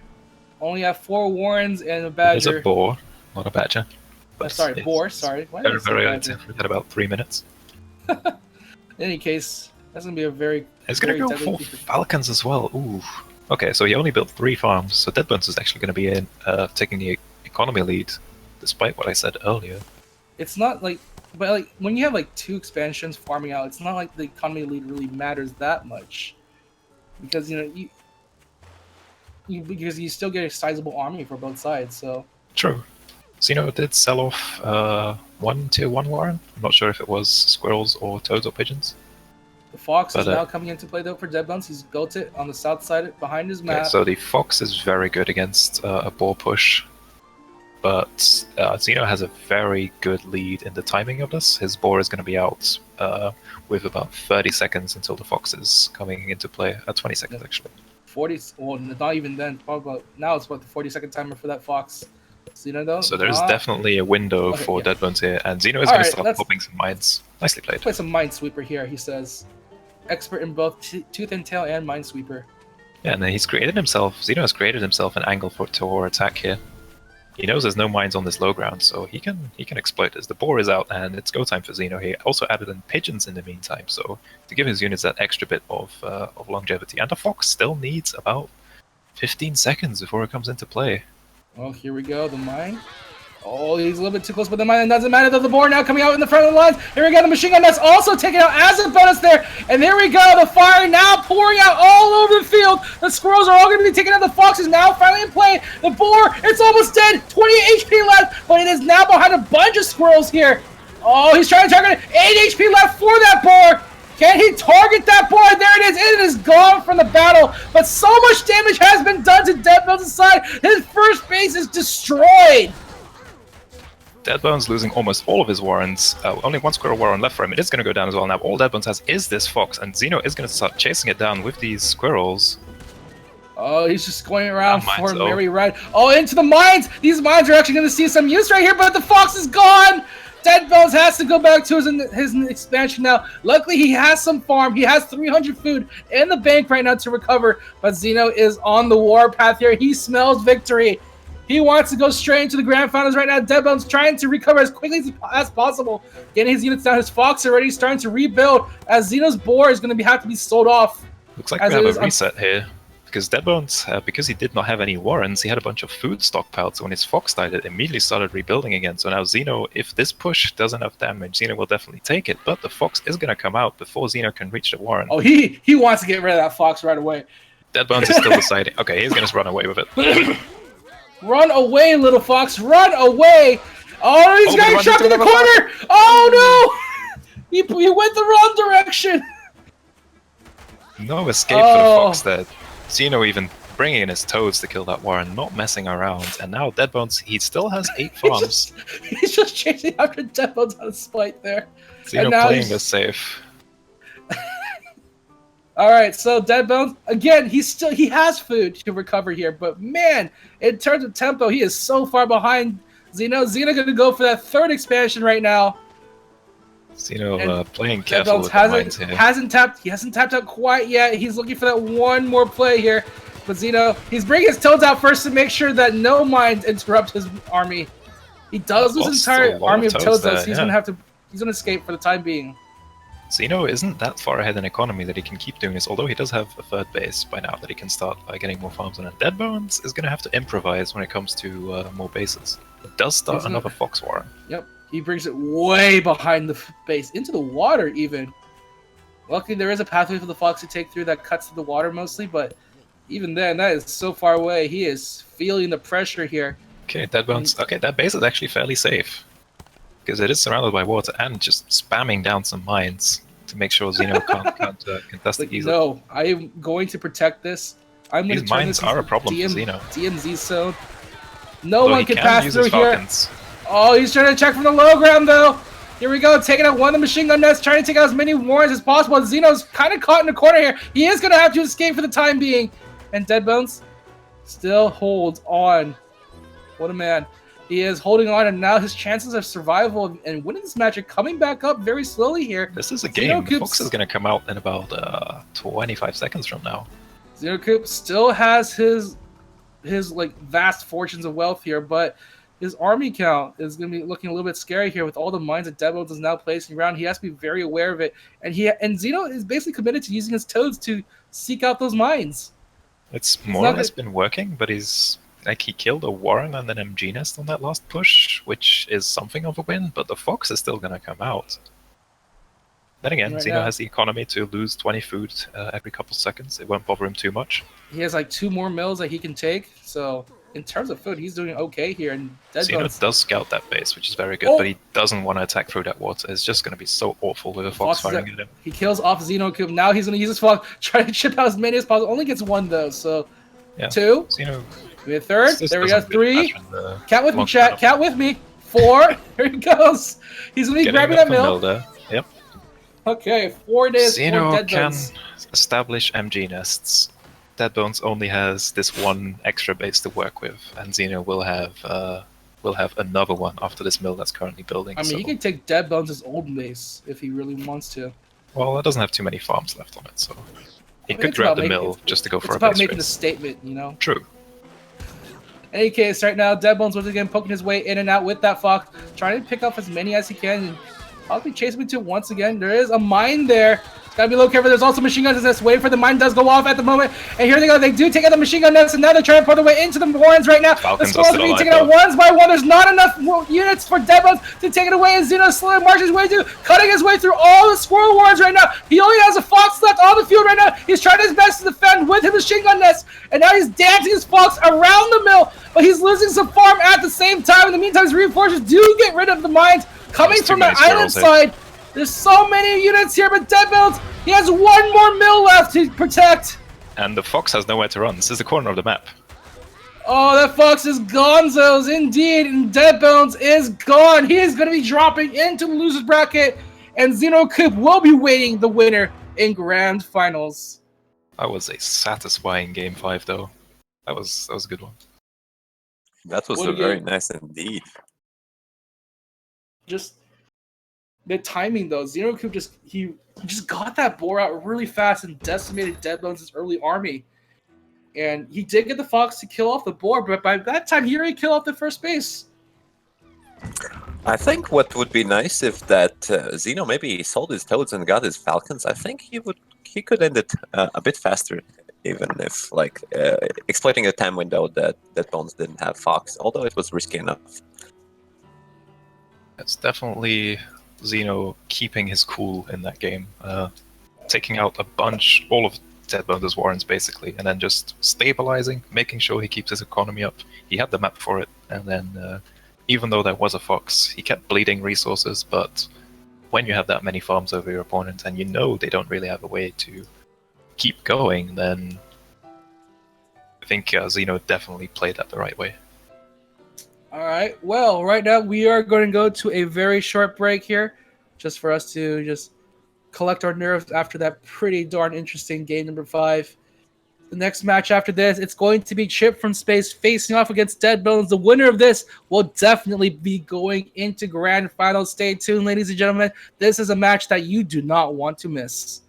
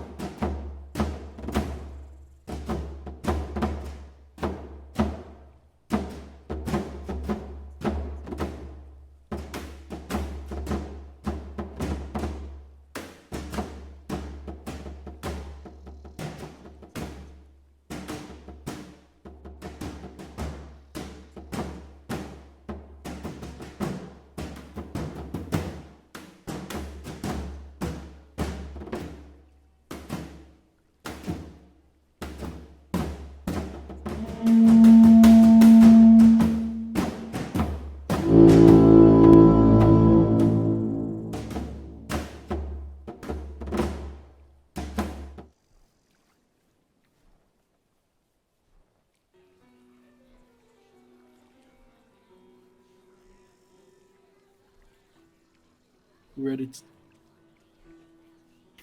All Ready to right, go? we are back after a short little break. Bestie, are you still here?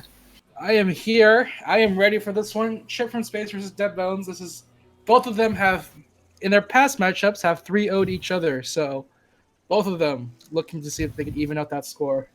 The Yeah, it's meta definitely a bit of changes. rivalry. Yeah, the meta will change. I think the chip has something maybe in store after Dead Bones killed I him. mean, he's especially since he's been watching the last game what Dead Bones has been up to. So makes me wonder: will Dead Bones bring the mines for this game? You think? Maybe. Yeah, the mines have definitely been working against Zeno, but if Chip positioned his army a bit more aggressively, he might be able to deny those early mine positionings, which was I something we think talked the about that Zeno could have done.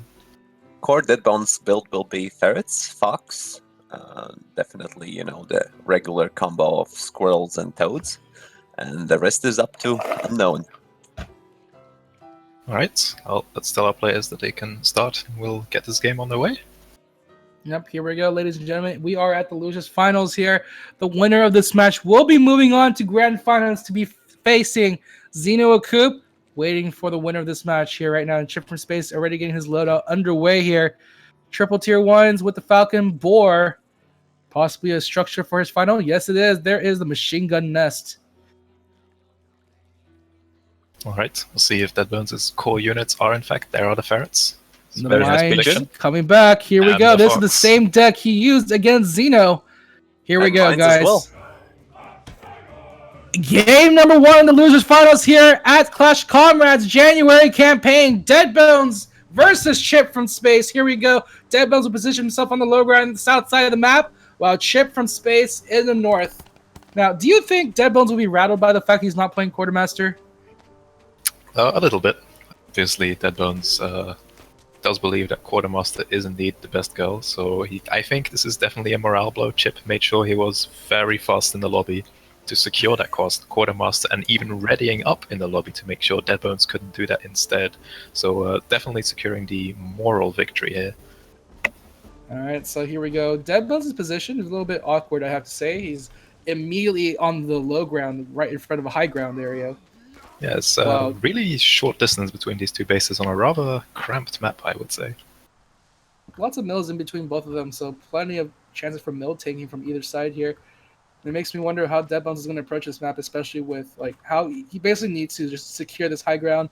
Chip from Space he has like an easy time scouting up here just because of how accessible this high ground is.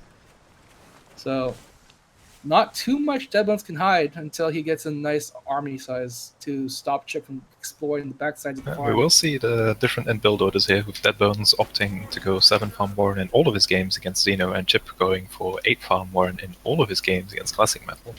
So we will see if the 8 farm is in fact a little bit superior with Chip from Space positioning. I think it will be, but it's just a bit of food, so it won't matter that much.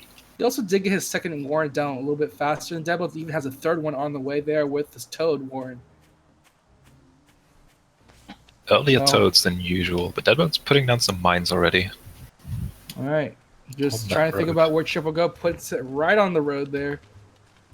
Perfect place for green units to take a nice little Sunday stroll over.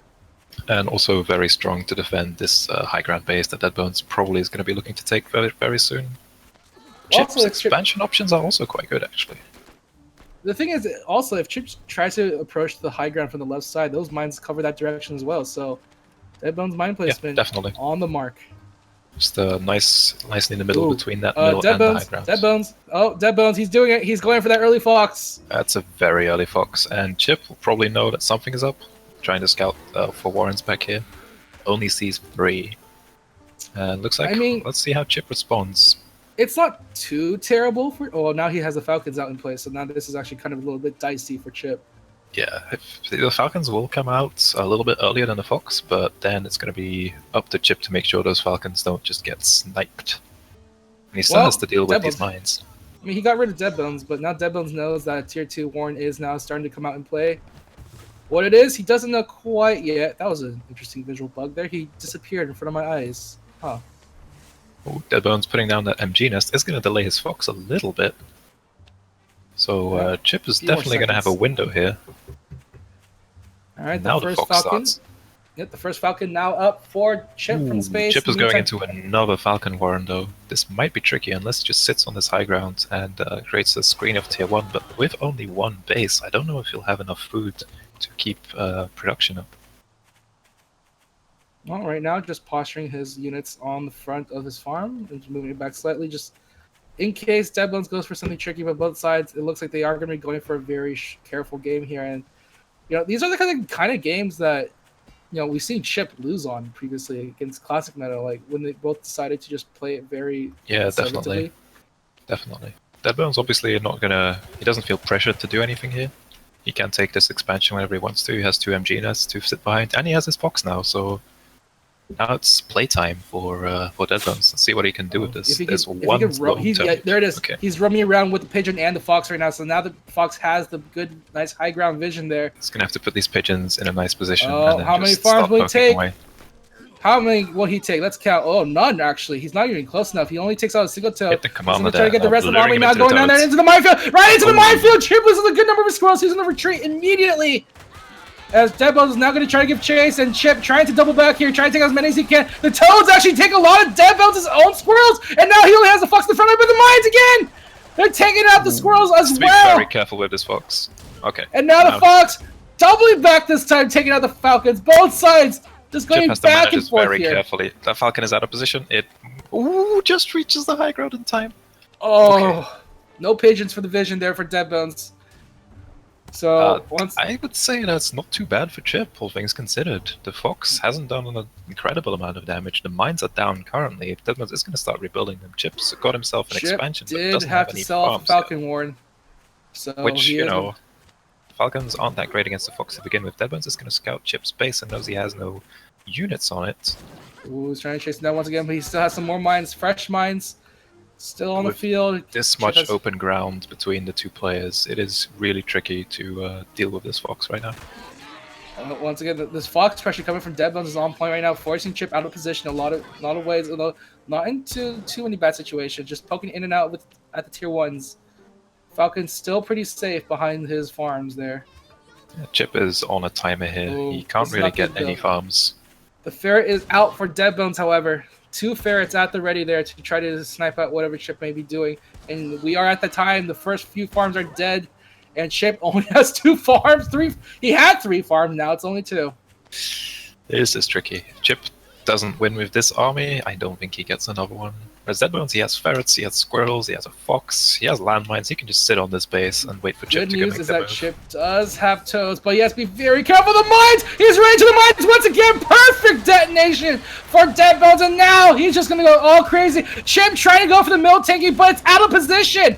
It is in no way in the line of fire of Deadbones' troops. He has to run away back. This is going to be a free mill for Deadbones now, if not even the game, really. Oh, no, he's just going to go for the jugular right now. Trying to take out as many warrens as he can. Chip trying to get the reinforcements up, but he only has a few squirrels left. The Fox is taken out one by one.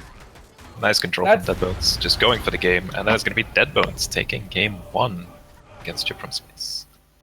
Nice patience coming out from Deadbones. Chip from space just reacted, unfortunately. So here we go.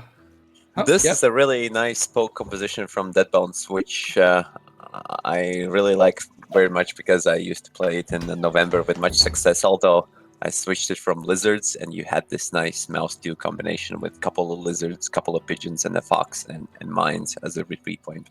I think the core strategy here is to use a fox and then retreat into mines, and the enemy really can't push you in. And if your base is well guarded, there's no way you can get that fox, right? So, and I think the Falcons were really sad from Chip from that point, and but he sold and adjusted, although Deadbones' core strategy here was like really poke heavy, and fox and mines just work rather well there as well.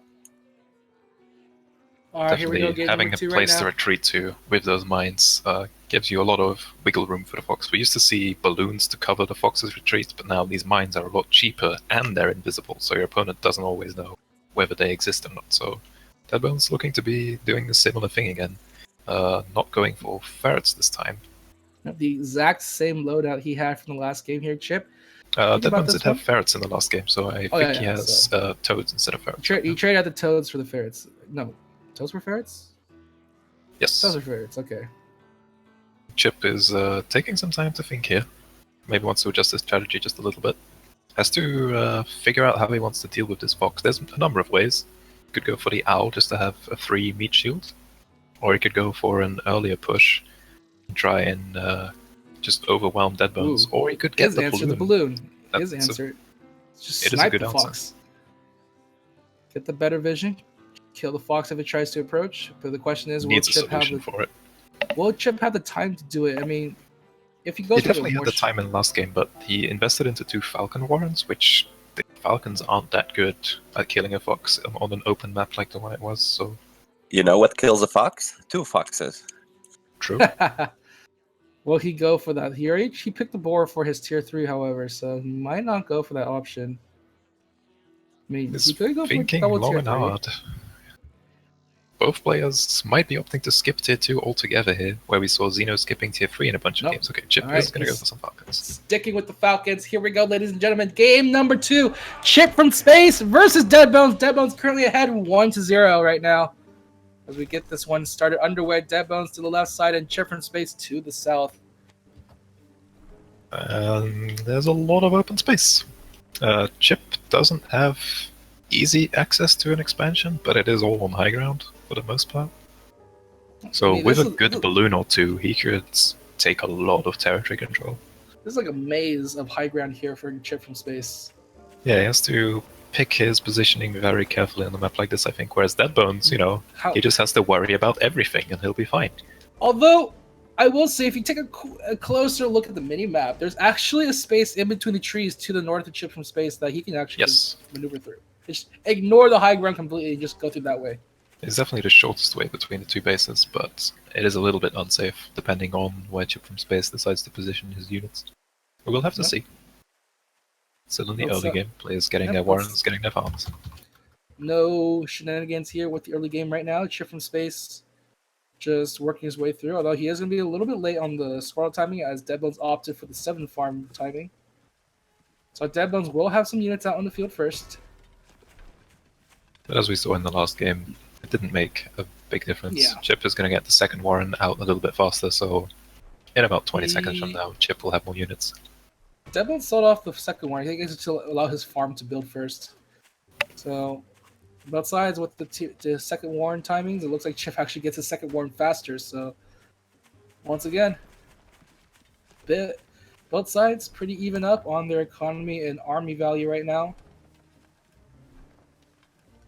Chip will have a slight lead in this early game, but we'll see if Deadbones manages to get some mines down, although this isn't a great map for landmines. There's too many routes for him to go through, really. I mean, he could try to put it on the road, which is the more ideal spots to do it, but... He's just going to put it right up on the high ground. Probably a solid choice. And Deadbones scouting to see if Chip approaches, and then he can still sell those mines, but they are going to finish, so they're in position. We'll have to see if Chip decides to go that direction. Now, Chip actually went for a very fast boar timing here. Okay, here we go. And Deadbones has not been able to scout this out quite yet, so he is going to have a bit of advantage here. Just for sake of my mind. What's a squirrel warren and build his fox faster? But okay. Do continue. What time are you at? Because I might be slightly behind again for some reason. About 2 minutes and 40 seconds. Okay, good. I'm there now. Well, in any case, that is a lot of mines that is being on the high ground. Chip just walks by them like, if okay, Uncle Butters decides, wherever Uncle Butters goes, he will run into a minefield, so this is going to be rough. Chip has to choose his path carefully. At the very least, he'll probably use the squirrels as bait first, just to, get rid of the mines first, I guess. And the boar was actually a little bit delayed due to Chip not having enough food, which means the fox is going to be out rather shortly, actually. By the time the boar reaches Deadbones' base, the fox is going to be up. Yep. The question is, like, we've seen the board do wonders, even though Deadbones did have that Fox up. So it's all going to be about position and timing here. Deadbones is going to lose his life trying to scout things out. If Chip somehow avoids this minefield that's surrounding his base and manages to control his board properly, he definitely has what it takes to win this engagement that's coming up. Be very careful. He is. See, yeah, the board's out there, and Deadbones is like, oh shit. At the very defensive balloon coming out from Chip from space, but he's going to go from the south side. It looks like he's going to go very bringing carefully. in his toads first. Bringing the toads. 2 mines. There it is. All the mines are gone. Here we go. And Chip not losing any units whatsoever, just a few toads. Deadbones is bringing the Fox over, trying to shoot off that board, but there are too many units in the front. Now he gets a good shot at the board, but there's so many pigeons there to heal it up. Yep. And here we go into the battle. Now the board pours its fury onto the ground right there, and the board is still nice and healthy. It's trying to get targeted, but a few more shots, not quite yet. The Fox trying to get it. 3 HP left. Nice, the board's still alive though, and Chip managed to escape. And now he's kind of surrounded in the very bad spot. Very nice micro. Oh, he's trying to chase. Oh, the Fox is gone! The squirrels were able to take out just in time, and now Deadbones does not have the money to recover the Fox, and Chip he's healing up his boar. He's healing up his boar, but he needs to go sooner rather than later. Deadbones selling his Fox war and trying to build up units again. There's some MG nests, but with this many squirrels from Chip, toads. Support. Oh my god, this is a slaughter. Deadbones, he's just gonna go for it. Deadbones is gonna go for a base race. He's gonna go for a base race. He gets a second mill. But you know, Chip sees it in time, but will it be fast enough? There's a ton of warrants that Deadbones has to chip his way through right now. So that mill should be able to get up. Oh, I don't know which way to look. Right now, the first base is going to be taken down from Chip from space. He's going to be taking out Deadbones' first mill. Right now, Deadbones trying to make his way into the base down there, but Chip's second mill is finished building right now. Deadbones isn't fast enough, and now Chip is going to go for it. That's GG. Deadbones calls it before it's over. Chip, what a play there, and taking the score 1-1. Chip with the exact right control he needed to win that fight, letting the board take some shots and then pulling it back so it could get healed up again. And the Fox eventually just has to, run forward and take some hits. Yeah. And then Deadbones ended up losing it. So really nicely played around the mines. While I actually thought the balloon was a rather bad pick if you went on full-on attack, I think that balloon is what saved it because Chip really didn't buy base. Also, Chip's reinforcements, they were constantly spawning while Deadbones was trying to get in focus fire on the mill. So I think even if the balloon wasn't there, Chip would have been fine. But it would definitely been a lot closer game if that balloon hadn't existed. Yeah, because the Deadbones base mill went up without much problems, while the Chip didn't have an extra base nor building. So if Chip would have lost that base, it would be gained. And the balloon kind of helped him after all. Chip's going to stick to the same composition here. Yep. You know what they say? Don't fix what ain't broke. Chip from space. Deadbones really bringing barbed wire. I'd like to focus your attention on that. Yes. Yeah, okay. Here we go. Taking a page out of CM's book here. The barbed wire is definitely going to stop any kind of squirrel aggression that Chip from space manages to put up. The boar, man. Well, let's figure out, see if we can do any good for Deadbones. Right now, the series is tied 1-1 here. Deadbones to the west and Chip from space to the east. And a nice open playing field here. This is as open as it gets, folks. Yeah, it's a bit of a mirror from the previous game, where Deadbones was out in the open, and now Chip is out in the open, but Chip does have an easier expansion to take here. But Deadbones can just build all over that high ground. His mill is in the perfect position to just get a nice little area up there. Nice little defense. If we'd been 3 months ago, this would be an easy win for Deadbones with just balloons and artillery, but he doesn't play that anymore. So I think he still has a good edge with artillery, not with artillery, but with mines and barbed wire. But we'll see how this game plays out. Rest in peace, artillery. Rest in peace. It was an interesting time. It was a fun time for Deadbones, I have to say. But True. Right now, both sides going for their timings once again. Same as usual, just making sure they get the units onto the field. Yep, both players sticking to what they've been doing in the previous 2 games. 7 farm warren for Deadbones, 8 farm warren for Chip. Right now, it's going to be very interesting to see how the barbed wire is going to be used here. Big open playing field, so Deadbones has to be pretty strategic about his barbed wire and mine placement. Well, I assume he's going to take the base to the south of his starting base and then start fortifying that position because it is on like another tier of high ground. He hasn't committed to anything quite yet, just getting his early units onto the field first of all. A little interesting little high ground placement there, right in front of that chip that he walked up onto. That is a very weird mount. That is a very weird hill. It has slopes, probably... it has slopes, but it doesn't have like a flat top, so... Yeah, that might be a slight terrain generation bug. There it is, folks.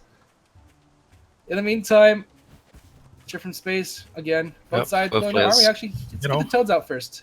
Okay, there's not going to be a 2-minute war, but it is going to be some toads instead. Unless he decides to sell some squirrels.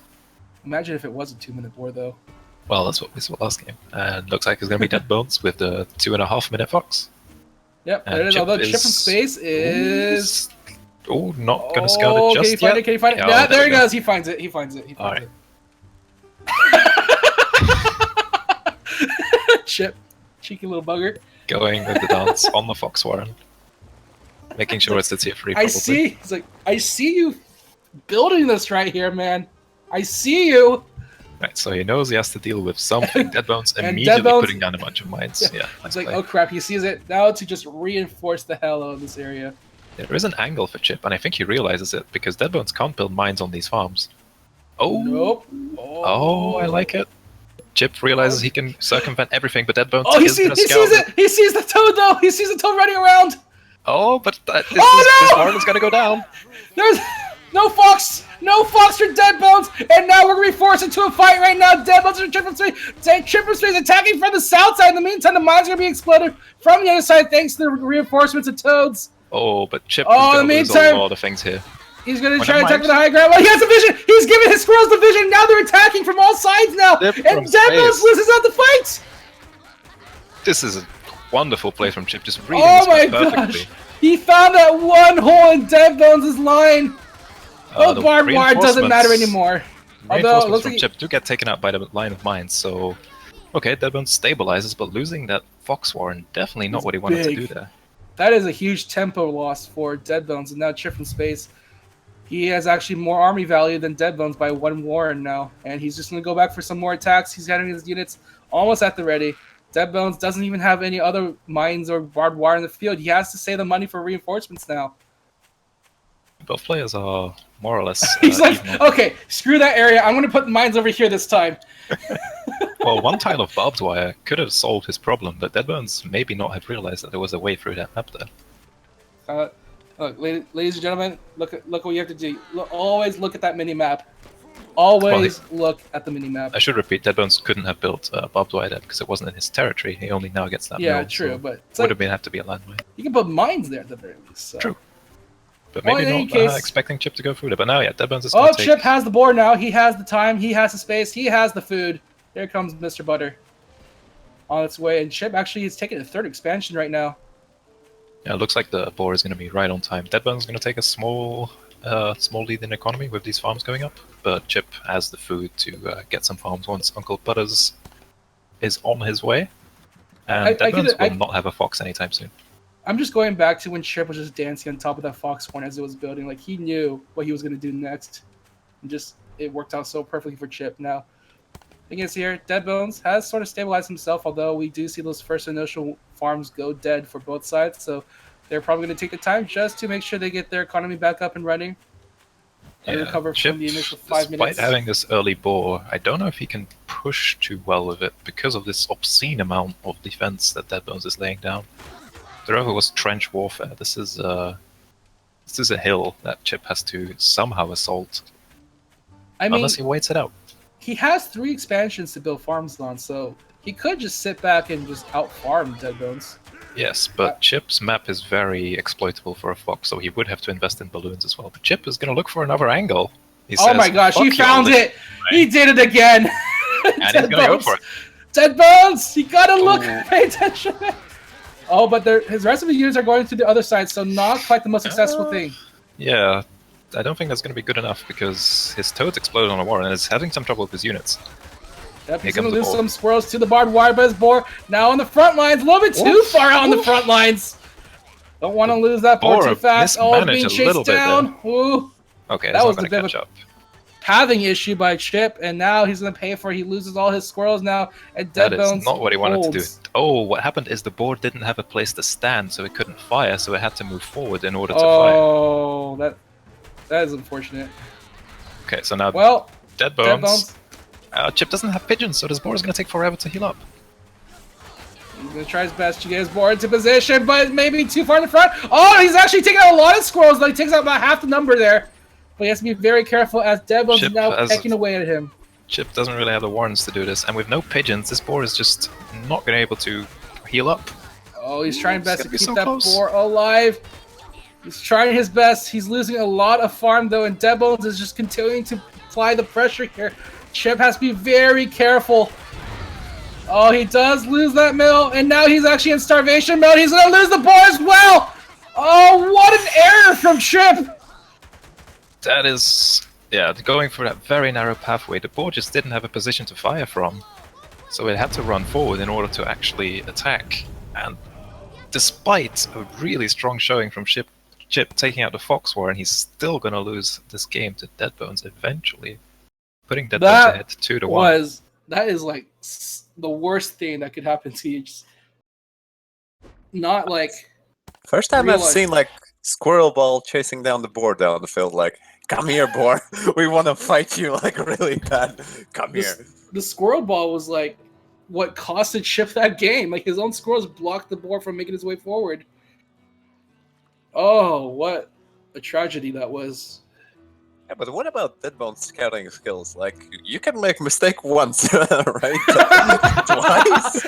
True. Having like a barbed wire, you know, like you can cover all those tiny one-tile exits pretty well without problems, but you're not gonna place barbed wire there, you know? Whoops.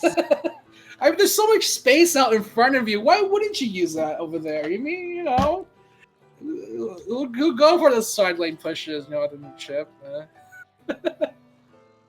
Whew, that was a game. Lizards! Lizards! Deadbone has picked lizards! Oh my gosh, triple tier 1s from Deadbones. This is... What? All tier 1s in the Fox. What is He's gambling whether the barbed wire, he doesn't think the barbed wire will work again. Well, but Chip has beat him in that. Game number 4, guys. It took a very unexpected turn last game. And now Chip definitely has much more room for his board to maneuver around. So hopefully that won't happen again. Alright, so we do have Deadbones to the northwest of the map, and Chip all the way in the east. We'll see. Chip doesn't have that much space to build warrens on initially, so he will have to push out and secure some more territory if he wants to keep his army numbers up to par. That south side of the map is going to be very interesting indeed. I'm very curious if either side will want to use it as a backdoor attempt. It is a very long path. Yes, there is. Yeah, there's a long path with a bit of a road, but a lot of water, so it is going to be tricky. Chip could have some very safe bases here, but then if Deadbones gets that Fox out, then that's not really safe anymore. Both sides just need to control that high ground little sandbar area right outside their bases here. It's Rush, guys, by the way. There's actually Deadbones going for the Lizard Rush. 6 farm, 2 warrens. Oh boy. Chip does have an MG nest. Oh, 2 he MG knows. nests. All of that, yeah, this map is very hard to rush. Deadbone's going to try. He's going to try. He has 2 lizards at the ready. It's a slight angle. Oh, it's not in the range of the machine gun. Well, now it is. And now that lizard's dead. Okay, that lizard is dead. He tried. And he tried. Dead. Well, that's the third. That's an unfortunate third lizard dead. If he actually died there, that would have been the 4th lizard. Well, as it stands, Chip with a slight economy lead, reading the rush just in time, putting down the machine gun nests. Thankfully, his base only has 1 entrance, so Chip managing to hold here. So now Deadbones has these lizards, and we'll see if he manages to do more with them. I mean, all Chip has to do is get to... Oh, what are you doing, Deadbones? Well, this is also a containable map, technically, for Chip, because if Chip... he only has so many places to build on. So potentially, Deadbones could make a play here, though it would be kind of risky. He is going for that container attempt. He grabs that early one. He grabs a different ward instead. Sells the first one, grabs the second one up in the north, slightly to the north. And now it's starting to put down mines all over the field again. And Chip. Yeah, Deadbones is going to go for the contain play here. Oh, Chip actually has some space in the back, though. Yep. There's a small space for a Warren, so Yeah. there is some Kills off Deadbones. unscoutable Warren there. This is rough. All right, well, he has to be a little bit careful now. Definitely mines on the field, and Deadbones is starting to build up his tier 1 army. Although Chip, I mean, he has toads in his composition, so I'm not too afraid for him. The only worry is that what happens. Oh well. It is going to be another boar push. Okay, who cares about toads? I have a boar. Exactly. And so this time, Deadbones. because Deadbones is committing to this kind of push, he's not going to get that fox timing out in time. Oh no, there is not going to be a fox anytime soon. And if it does, then he can't scout it. He can't scout it. It is forever. Yeah, Deadbones did see it. He scouted it. Oh, he knows did there is a see it. tier 3. Okay. Yes. Oh, he Just about. Because he can see across the high ground. Yeah, just saw it on the periphery there, but I mean, he can't really. He's trying to respond with the fox, but the mill is just about finished building very soon. There it is, and Chip is using all of the available space. Scouts has a bunch of mines on that end, but those mines aren't going to do much if Chip goes through the other way. And if there's mines coming up for Deadbones there, Chip can just deny them quite easily with his squirrels. So this ball push is going to be scary.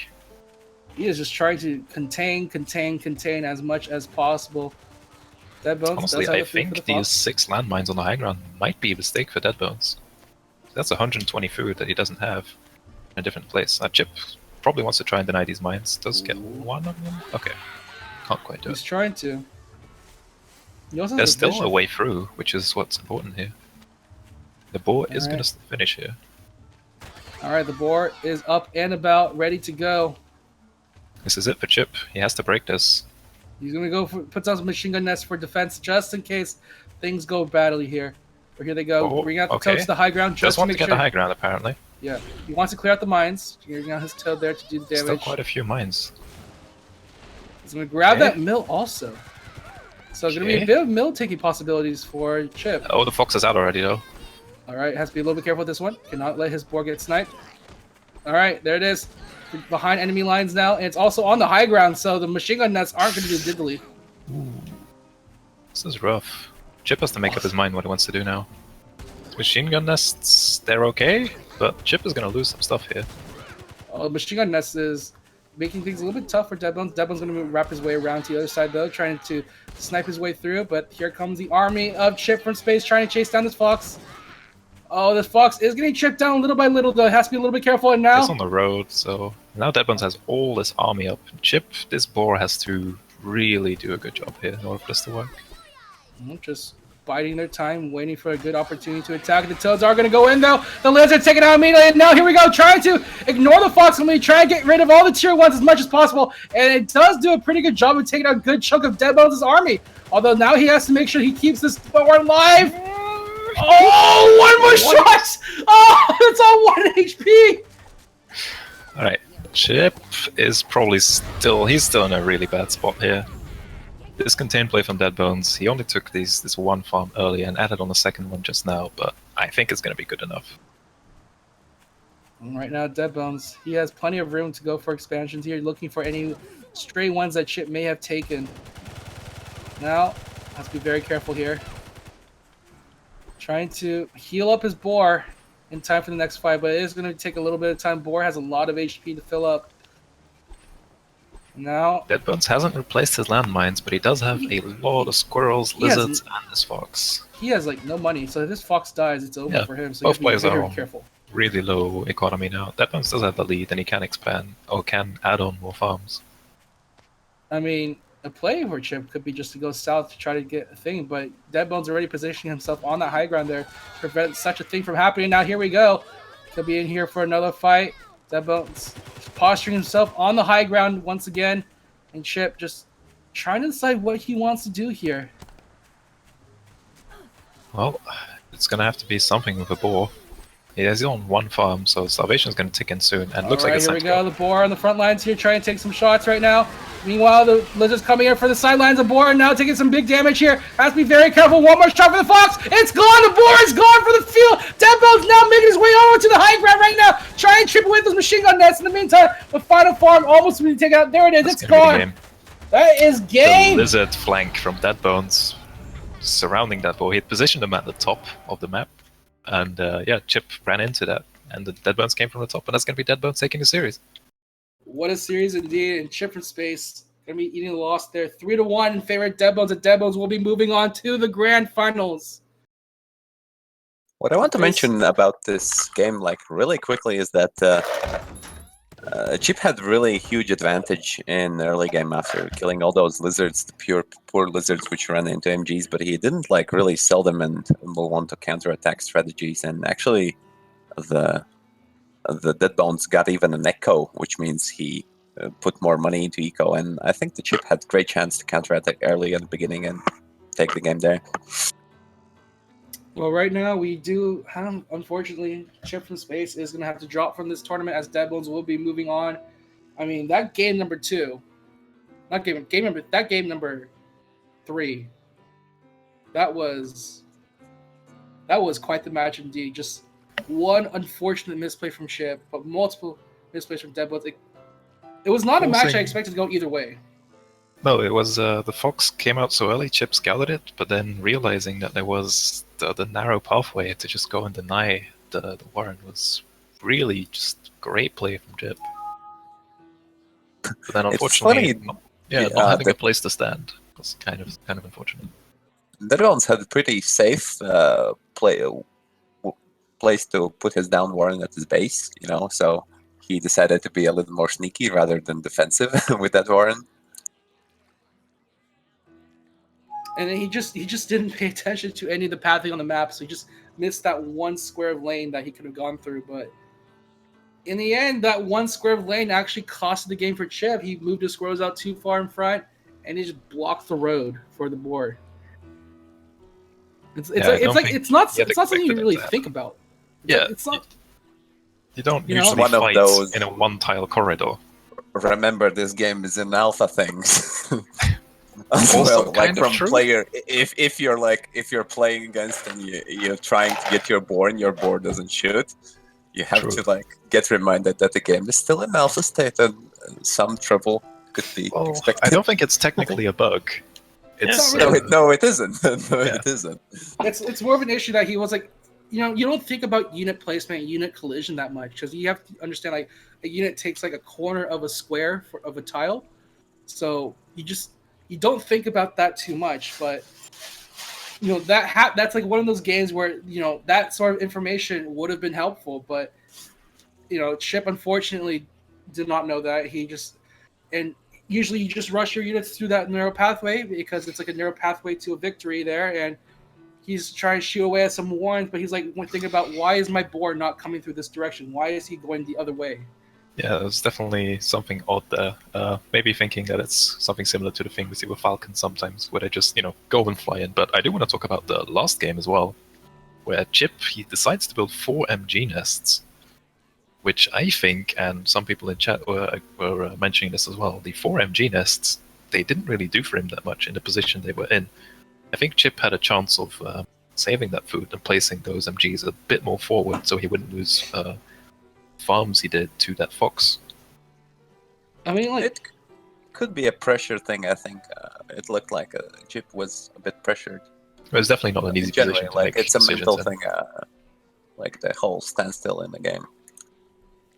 I mean, can you blame him for making that kind of decision after what happened to him last game? Just trying to play a little bit safely, try to make sure he has a backline to retreat to. But that maybe like 1 or 2 machine gun nests would have been fine. Maybe not 4. It's a mistake that a lot of people make when they're first starting out, is being overly defensive on one base. Like, yes, I've got this perfect defensive base; it can't be cracked, but it's gonna farm out eventually. And what are you gonna do then?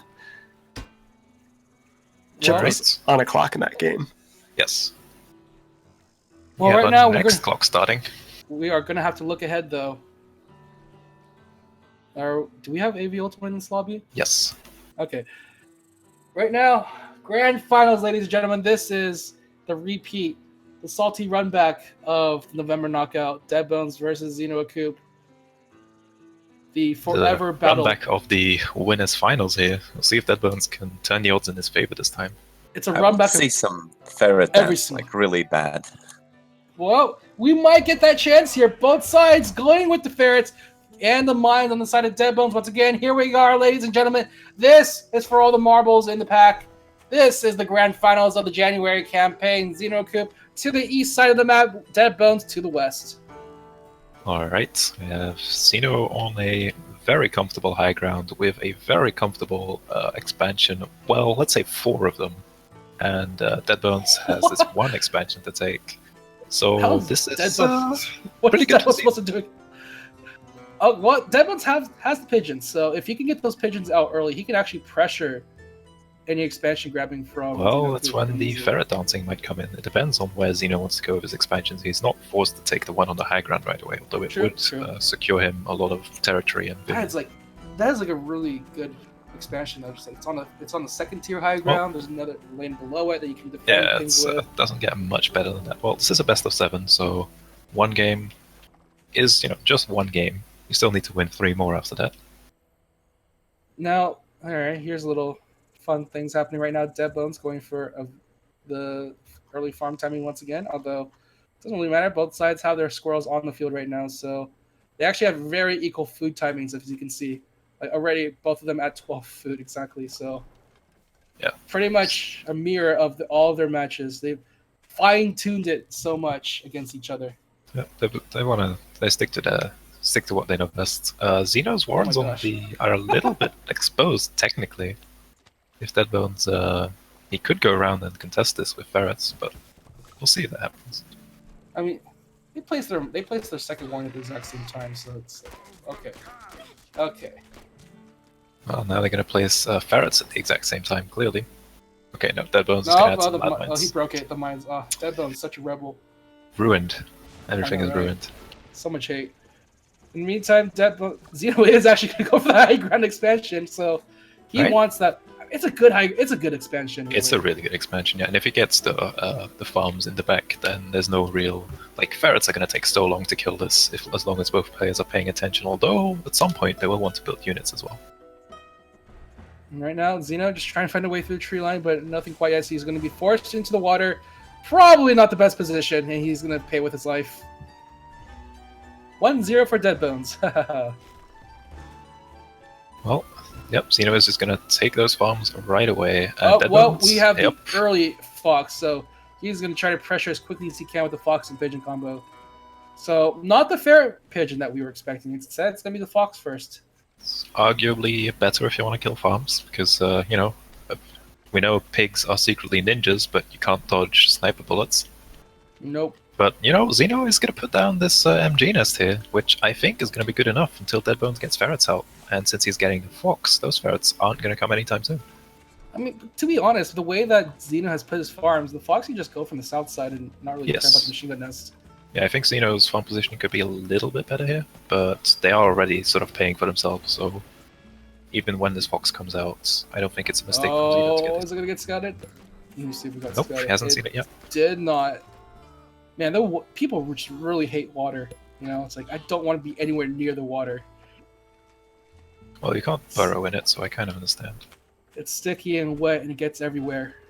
Yeah, this farm placement from Xeno, I don't really like it, because he's putting his MG nest in the place where he doesn't have farms.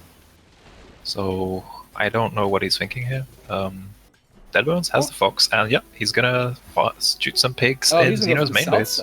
He's going to the first base here, and there he's actually close enough. 1, a 2, a 3. I can get just 3. Okay, the pig has to walk a little bit closer. He has to wait for this pig to un-ninja itself. Here it comes. There 5. we go. But Xeno is going to take another base. He doesn't care. Yeah, he's already gotten his third expansion up to the north side of the map. Already popped on some farms, so it's not too major of a loss. Although Xeno is unfortunately supply blocked by ferrets, so good play by Dead Bones, just increasing that tempo for himself. Losing 5 farms, Xeno is still only 2 behind, so pretty solid. So this MG nest is in position and is going to deny the Fox, more or less, unless Xeno can move forward and take it out with squirrels if he wants. Dead Bones, just swing to the south side, just take out those farms right there, take out the ninja pigs. Yeah. Here comes the ferrets from Dead Bones, so if those are up, then the MG nest is going to be threatened, and then the Fox kind of can do what it wants again. Okay, so a lot of MGs from Xeno here. I do want to say I like how Deadbones has moved his entire army up a little north past that bridge there. He knows that he's going to be protecting the second expansion very easily. Yeah, So that's the only way Xeno can come through. So it's the a bad solid news. reinforce. Okay, the bad news for Deadbones is that he doesn't have that much room to grow after that Yes. second expansion. He's going to try to grab this third one here, but Xeno looking to contest it. He's going to try to build machine gun nest, and now the ferret flyer coming from the sidelines thanks to the pigeon. So Deadbones unfortunately didn't have to sell that mill. Eventually, So- Xeno will be able to secure the territory here, and then Deadbones. Where does he go? Okay, here comes the ferrets though.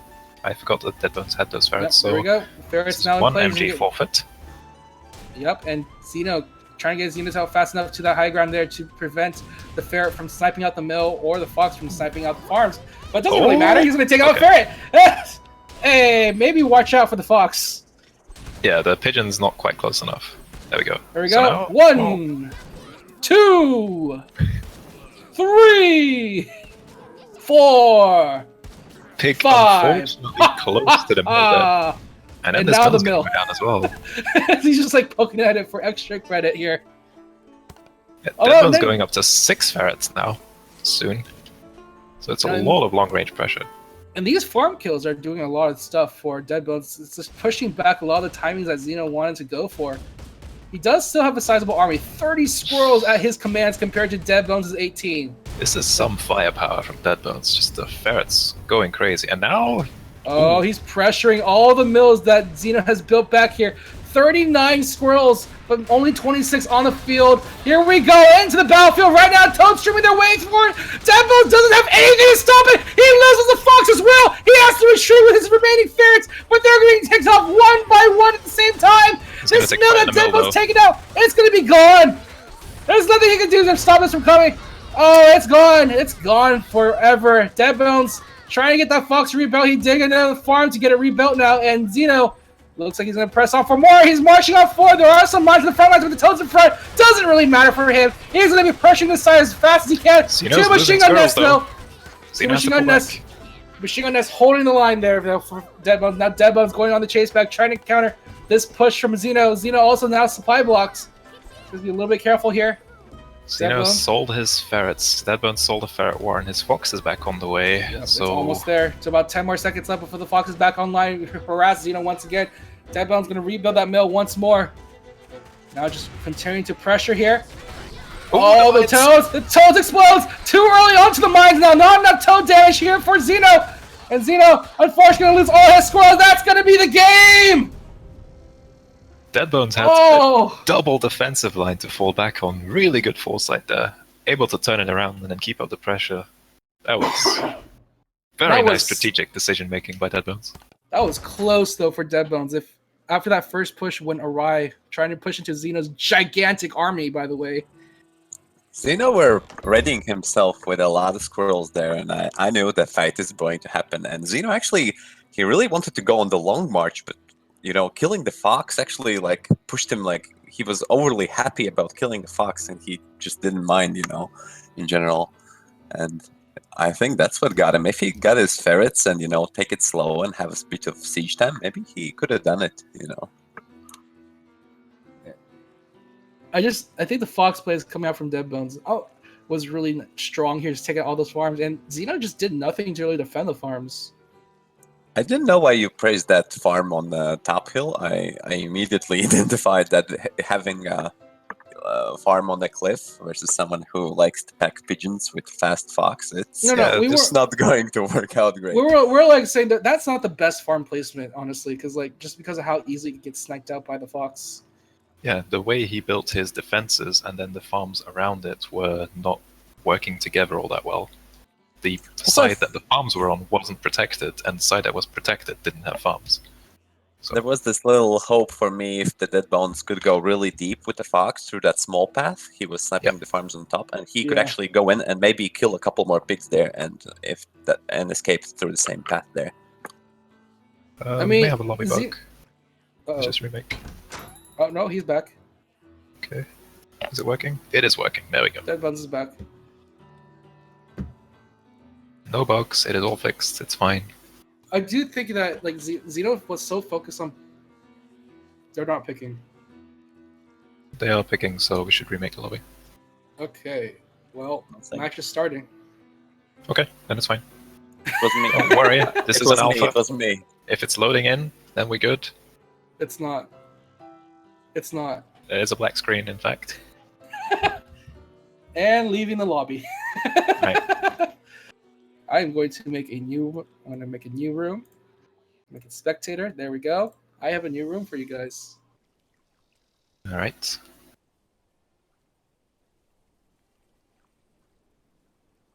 We will be right with you with actual gameplay footage as everything. Remember, ladies and gentlemen, this game started. is still in alpha right now, so bugs will happen. It is a guarantee. You should have remade the lobby. I told you so. Just waiting for our players to get back in here, and You every decided observer. You ultimately decided to wait, so all sits on you. All right. Well, okay. What do you guys think we can expect from the upcoming games now? So Dead Bones has, because like Xeno plays a very like farm heavy style. So Dead Bones is picking up a composition. He's picking up a timing to contest that farming style. Yeah, the Fox definitely is working against that farm heavy style. Because even though Xeno had more farms most of the game, Owl This was is the the- answer for Fox. Hello. I agree with that. I think it's personally my favorite Fox counter is you just have the free meat shields that's going to run in front of your army anyway. All right. Back to the Xeno Coop classic build here. Xeno Coop to the north side, Dead Bones to the south side. Dead Bones currently ahead 1-0, guys. That was only game number 1. We have like at least 3 more games to play. Even Dead Bones was confused as to what game we were currently playing, and surprised that it was only game 1. It's on That was a pretty fun game to watch. What was Although a great game. The ending was unfortunate for Xeno. Well, Dead Bones had planned ahead, I think, with the mill to tank, and he took the fight at the mill, and then when the mill went down, he retreated to his next line of defense, and Xeno stayed just a little bit too long, I think. But anyway, that's last game. Next game on our hands. All right, well, take a quick look around this map. We have both sides posture them on the high ground here, both of them with some mills, easy mills to get access to. This is a good Fox map for Dead Bones. Really good Fox map, I would say. Is this a map where Xeno could safely rush an owl, perhaps? Safely is a big word, I think. But maybe. Like, I don't think the Fox is going to go up that fast, unless Dead Bones just, wants to go all in on a Fox. Haven't really seen it that much. Xeno does have barbed wire, and Dead Bones has no way of dealing with it. So if Xeno gets good barbed wire positioning, it does slow down the Fox, so you can try and catch up and kill it. I am very interested to see that Xeno's picking up the barbed wire here of all times. I mean, I think he wants some way to defend. All players we've seen so far have used some sort of defensive structure, whether it's the landmines or the MG nest or the barbed wire chip, even taking the balloon in some maps. And okay, Xeno's going to try and deny these mines. Dead Bones selling them just in time, but they are denied. Oh, what is going on here? This mill. We have a mill taking contest? Xeno does have an extra squirrel warren, so he has the numbers here. As long as he the can mill target these... The mill's blocking a lot of shots! Xeno needs to at least move his units out of the way! Xeno is controlling his squirrels perfectly, making sure that his units aren't hitting the mill, but in fact hitting the units behind the mill. And that is 60 food! That is Xeno 60 actually food doing gone. the right thing there. Dead Bones forced to get this MG nest. They're both on even squirrel counts now, but Xeno is going to try and go for a contained play here. With barbed wire, and Dead Bones has no barbed wire counter.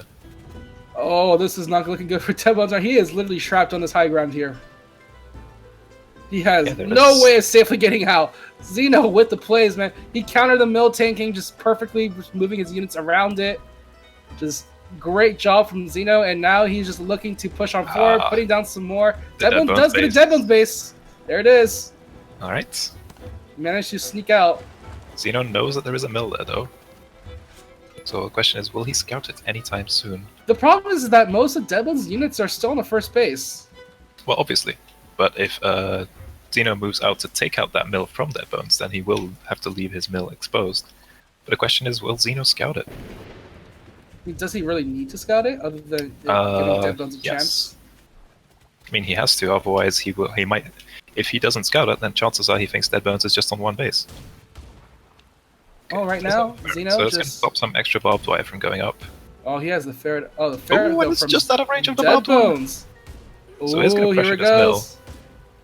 Oh, Xeno has his own ferret coming in. Yeah. There it is. Hey, get over here, bub. You're on payroll. Start shooting that other ferret. But Dead Bones has more farms than Xeno right now. This is what's going to be important. And he has enough space to build. He gets So that even though fox this is a out. contain, it's not a one-base contain. He needs to get that fox out. Oh, the And territory time line's to right there. dance. He needs to look at the territory line. Yay, ferret dance. There it is, but Here Xeno, it is, LSR, takes just it for you right now. Both sides just trying to fight each other with the ferrets, but Deadbone secretly getting that other farm over there, and he's pulling ahead in terms of economy. 100, 200 food easy in his pocket right now, just But biding both his players are just time. focused on ferrets right now. Oh, Xeno doesn't Xeno have almost pigeons. losing that ferret. 5 HP left. Managed Xeno to doesn't get have the away. pigeons to keep doing this, but he is adding on falcons. Once these falcons are up, it's going to be pretty good for him. But Xeno just about not noticing that his territory is a little bit smaller than it should be. Yep, he's On has that to be east very side. careful. Oh, the Deadbones. He's moving to the south a little. He made his way past take the out barbed the wire, but this just allows those ferrets Xeno are to dead. chase after him. Now And the squirrel's Deadbone's trying to running make through his the way, barbed trying to go wire. for the flank, but the barbed wire is stopping the squirrels from doing anything. Now keep in mind, players don't see the territory colors of their opponents, and Xeno is just going to start sieging here with these triple ferrets and falcon support. Oh no, Even the if Falcon's Deadbones has also the farms. Okay, there is a fox on the way. Fox. He's trying to get that fox out as quickly as possible. It's still building. He just put it down, so it's still a minute or so before it comes out on play. He's trying his best. He's trying to reinforce right now. He has the food at the very least. 250 food easy, but Xeno also has 300 food floating in his own bank right now. Looks like And he's not with good this pressure. barbed wire, the fox is going to have a hard time, I think. Ooh. Oh, Xeno is just going to go for the kill Oh, here. Xeno, he's going to go for it.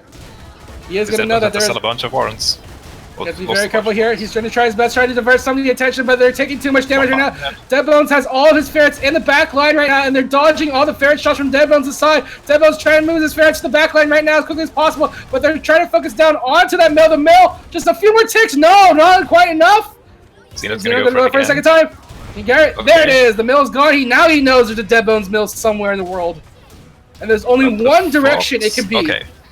Yeah, and the fox isn't finished yet. Xeno is going to focus on that warren. That goes down. So now Deadbones has 1 mil That's with no oh, space yes, to build. GG. That's game. Okay. No more units for Deadbones, even with that sneaky little base there. No economy, and Xeno ties it up with a brilliant first initial play there, countering the mill, tanking, and just getting that early initial contain. Very nice contained play from Xeno. The barbed Very wire definitely nice working. barbed wire. Best play of barbed wire using so far I've seen. And that ferret dance, I loved it. And it's a good ferret dance when both players are floating 200 foot Yes. surplus. that's a good ferret dance. That requires so much attention. I don't think there's a lot more things in this game that requires more attention than not getting your ferrets killed.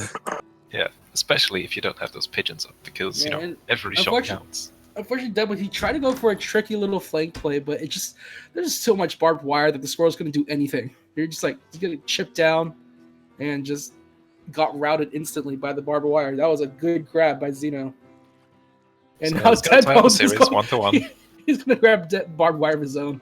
I think Xeno is genius. Now he will go for the fast fox and But he could no, have a he lot doesn't of have good the chance. barbed wire counter. Oh, here we go. Game number 3 now. The series is currently tied up. Xeno on the north side, Deadbones on the south side. This time it's Deadbones with barbed wire and Xeno without the barbed wire counter.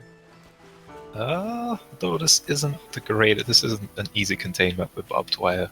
It is kind of for Xeno, but he doesn't have... I mean, he could still try and do it.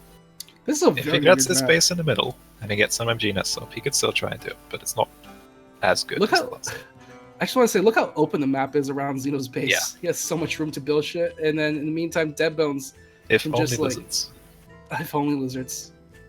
Well, Deadbones has a bunch of space to the west of his base on that low ground, which is pretty safe.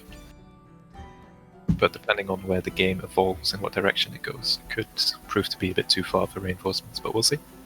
Now, the fun thing is here, what are they going to do with their units right now? Deadbones does have both mines and barbed wire at play here. Although we didn't really get to see the mines too much in the last game. He only used defensively to protect his expand, but that was pretty much it. Putting down some mines, doesn't quite... Okay, he does have a squirrel up now, so if he keeps track of where Deadbones is going, he can start denying these mines. Deadbones taking his 8th farm rather late, actually. Only now just putting it down. So Xeno is going to have 20 food for a slight 20 food lead. Here comes the mines. Deadbones is going to try and defend this, it looks like. And yeah, those mines are going to be up. Xeno can't stop this. Okay, does take out one. But then he's going to lose his squirrels. Do we still have a bestie? Hello? I disconnected? Anyone? Hello?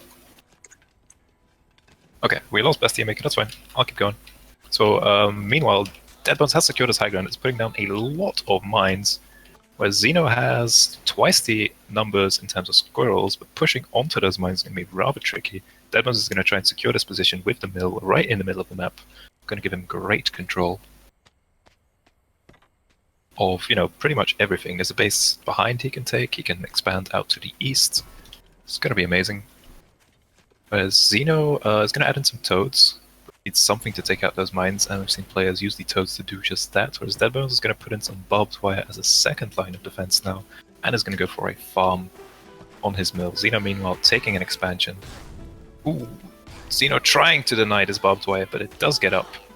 Mines are taken out, but Xeno now only on 4 squirrels has to retreat with Deadbones still sitting on 9, and is just going to secure this high ground. If Deadbones can keep going here, and just secure this position, get his economy up, it's going to be pretty tricky for Xeno to stay even.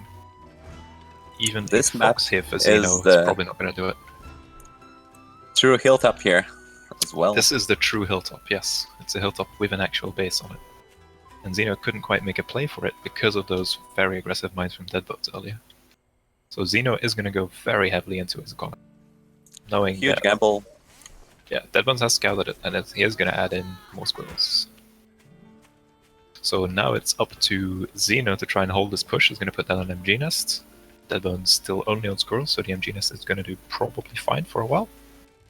But even with a fox, I don't think Xeno is going to have enough here.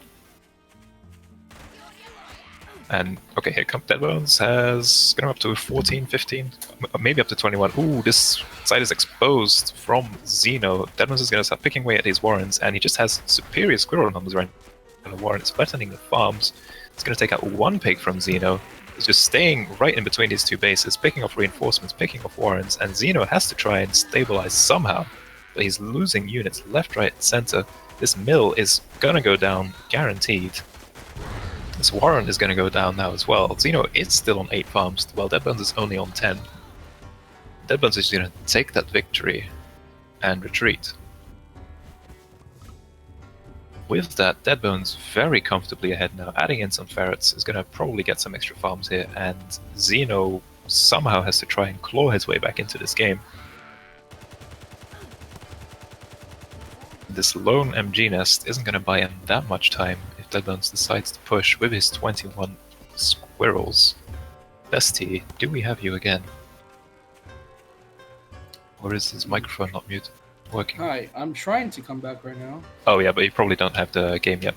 You won't be able to spectate live. That is fine. Deadbones is going to go for this expansion from Xeno after he places a bunch of farms on it. So Xeno sold most of them, losing 1. Has a bunch of food. It's going to try and get a fox out, but Deadbones, scouting out that Xeno is trying to go for that play, does deny the base. I still think the Xeno made the correct play with trying to force an economical gamble again. Yes. Because that's the only way he could come back.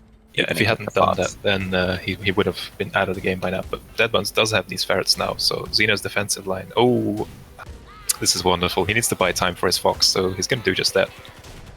Baiting the shots with forwards MG nest and then selling them the moment as the shot is about to land. So he needs about 30 seconds of this before that fox is going to be out, which is going to stop the ferret pressure. But when that happens, he will have lost a few pigs and a little warren now. So the Deadbones not letting that happen and doubling down on defenses there as well. Yes, lots of mines, making sure there's no good entry if Xeno does try anything. He could go all the way around the north, but that means his base is forfeit. So the ferrets out in front again are going to start poking away at more of these units, more of these pigs. The fox is going to come out in just about 10 seconds. Pigs are dodging shots, very nice. This one is going to go down. Oh, there's a fox. So Xeno, Deadbirds is going to lose one ferret, and then just a squirrel. Okay. But now Xeno has to be very careful. This is going to run into a mine, and in the water he's still going to be able to dodge, but there's a lava landmine here, which he somehow dodges, is going to try and chase around this army, but he has nowhere left to run. This 2 HP fox has nowhere to go. There's no way out here, and Deadbones is going to chase it down, and eventually a squirrel is going to pop its pistol, and there it goes, that fox is down. And what play does Xeno have? Does not have a play and decides to surrender, so that's going to be Deadbones taking game 3. Is up 2-1. Leading now in this best of 7. Could learn from this is that challenging the high ground is really tricky if you don't have high ground vision, which basically snowballed from that mines and squirrel thing in Hilltop. And of course, middle being very important in this game. After all, the Deadbones was able to secure a solid position, and he can choose to attack where he needs to attack. Really, once Deadbones had the control of the middle of the map, there it was very hard for Xeno to pick any angle to attack from. So really strong play in securing that early position. It sounded like a very good game. Yep, it was a really good game. I'm sure you can watch the VODs later. I will. I think I will. On youtube.com/Clash of Comrades. My internet had a hiccup, unfortunately, and like everything lost connection for like a solid minute, and I was like, "Oh God!" It was only awkward for a little bit when I was saying hello and no one was responding. But it's alright. Just waiting for Deadbones to get back into this lobby, and then we can go. Add that to the highlight reel. Definitely. All right. Take it away. All right, here we guys go. I think Deadbones took the victory last time. You guys said. Yes. Deadbones is okay, up 2. good. Oh my God, I was scared already because it took so long to answer. I was like, "Oh God, my internet died again." Anyways, Deadbones is up 2-1. All right, Xeno Coop just skipping tier 2s entirely for this one. No first. We're making a comeback. Barbed wire is proving to be pretty good. Game number 4, guys. Xeno Coop versus Deadbones right now. I mean, now we don't even need to buff barbed wire anymore. I mean, barbed wire looks like to be a really solid structure. If no one is playing lizards, then yes, barbed wire is pretty good. Well, anyways, Xeno, he's going for a very interesting deck build. Triple tier 1s and Owl only as his real units, as Deadbones also going to be sticking with the barbed wire and the mines. This reminds me a lot the last time these two were in grand finals with each other, where they just changed their decks to match the other. Yeah, that's although definitely... in this case, the tier 3 and ferrets are the flex. If you are in a series like this, you definitely want to try and adjust to what you're seeing and what you're expecting. I think Xeno has the right idea with the Owl, though. It provides 3 units that are able to, take out landmines by running over them, and is able to take out barbed wire. So if this Owl comes into play, perhaps even multiple Owls depending on how the game goes, I think Xeno definitely has an advantage in terms of army composition here. But we'll have to see how it actually plays out. Considering how close their bases are to each other, do you ever think we'll ever get to that late game scenario? It's hard to say. Depends on how they want to play it. Deadbones is ahead, so he might be willing to take risks, whereas Xeno might feel like he has to take risks just because he's behind. It's hard to say how to get into the minds of these players. Xeno's going to spot these mines, does have a single squirrel, which might deny one of them. Deadbones forced to sell them. Ooh, losing 11 food. Alright. 11 food down. So both players have bases to take, but they have to be very careful about how they do it. I mean, Xeno has a very safe one that's on the low ground that he can possibly go for. Well, I don't know if it's that safe, because Deadbones can, siege it from high ground again. I mean, true, but I mean, it's close enough that Xeno can make a reactionary play against it. So. And then Deadbones' army would be trapped. So. Yeah, so it's an okay. I do want to point out Xeno is doing a much better job of denying these aggressive mines that Deadbones has been trying to put up. So far, Deadbones hasn't been able to place any good mines so far. Oh, Deadbones is trapped. Yeah, he's trapped, but he does scout that base. No, he burrows. Yep. So he sees the expansion from Xeno. And Deadbones is going to respond in turn 4 with his own expansion. No, just puts down the ferrets. Alright, so it looks like Deadbones is going to go for the aggressive push here with the ferrets, but Xeno's putting down some barbed wire. That's going to go up. Alright. And now there's no real way to deal with that. Xeno doesn't see these mines right outside his territory. He's going to go on the low ground here. So is just see them go now. He sees them now, but it's too late to deny them. At the very least, he can bring his toads in to deny those mines, but True. no. In the meantime, the Great Wall is starting to be built for Xeno Coop. Already two of them plopped down on the field right there, blocking the road into Xeno's side of the map here. So Deadbone's just going to stay outside, trying to think about maybe taking that expansion right outside, but it looks like he's going to be taking the one behind his own base first. I think that could be the play for Xeno. Just grab these outlying bases, put up a Great Wall of barbed wire, and Deadbones has literally no way of killing it. Yeah, I mean, he's putting down mines first, though, not barbed wire quite yet. So Well, Deadbones is going to try and not fight into this barbed wire, obviously. The Ferret is sitting nicely on landmines. Okay, Xeno's selling those forward warrens, but I think the Ferret still has the range it needs. Oh, in the meantime, Deadbones, he's actually moving himself out a little bit here. He wants to try to challenge this expansion that Xeno has, and Xeno trying to challenge him right back, although Xeno losing a lot of squirrels here, but the mine does go off! The mine proc is there! But Xeno's lost a lot of squirrels already. He counter though. He's starting to take out Deadbones. The squirrels one by one. They're weak enough that he can actually take them all out. And now it's only ferrets for Deadbones. Deadbones ferrets have to run away, but one gets taken out in the retreat. Victory for Xeno. He has 300 food at the ready. He can just go straight into an owl if he wants to. Xeno sold a few farms there though. He was a little bit scared. He's gonna go grab the owl. Deadbones scouts it right away, but Xeno, he takes that time to put up some more barbed wire, and Deadbones just lost a little bit more map control. Yeah, it's going to take a little bit more time for Deadbones before he can have his own tier 3 counter to the Owl. Right now, he's just trying to fend off Xeno, and Xeno's trying to build that great wall of barbed wire here. Ooh, Gotta be a little bit careful here, Deadbones. Oh, first mine goes off, but he's going to go for the second mine also! There and takes out half the squirrel nose, and now Deadbones on the retreat. His own plays being used against him once again. That ferret gone again as well. And Xeno... Very nice for Xeno. Oh. Picking landmines for, I think, the first time in this series. Mines and barbed wire. Yep. The MVP of this tournament, really. When no one picks lizards, that's what you want. Exactly. And the owl has started to build, so in about 35 seconds that will be done. And then these landmines can just get taken out for free. Right now, Deadbones is trying to reinforce his own side with mines. No barbed wire yet, though, from Deadbones. And Xeno not being too greedy with his expansions here is investing quite a bit into this wall of barbed wire. Okay, there it goes. Going to take it up. He is going to grab the third one though. He's fully farmed out his first expansion. Now for the second expansion. There we go. Putting down a bunch of mines. All the mines in the world. This game could get very clowny. If Deadbones is up to 15 mines, Xeno's up to 8. Deadbones will put down that Fox Warren, however, behind his first base, so he is going to try to get that tier 3 pressure. But there is just so much stuff on the field. Deadbones taking a base in the south, putting down mines there as well.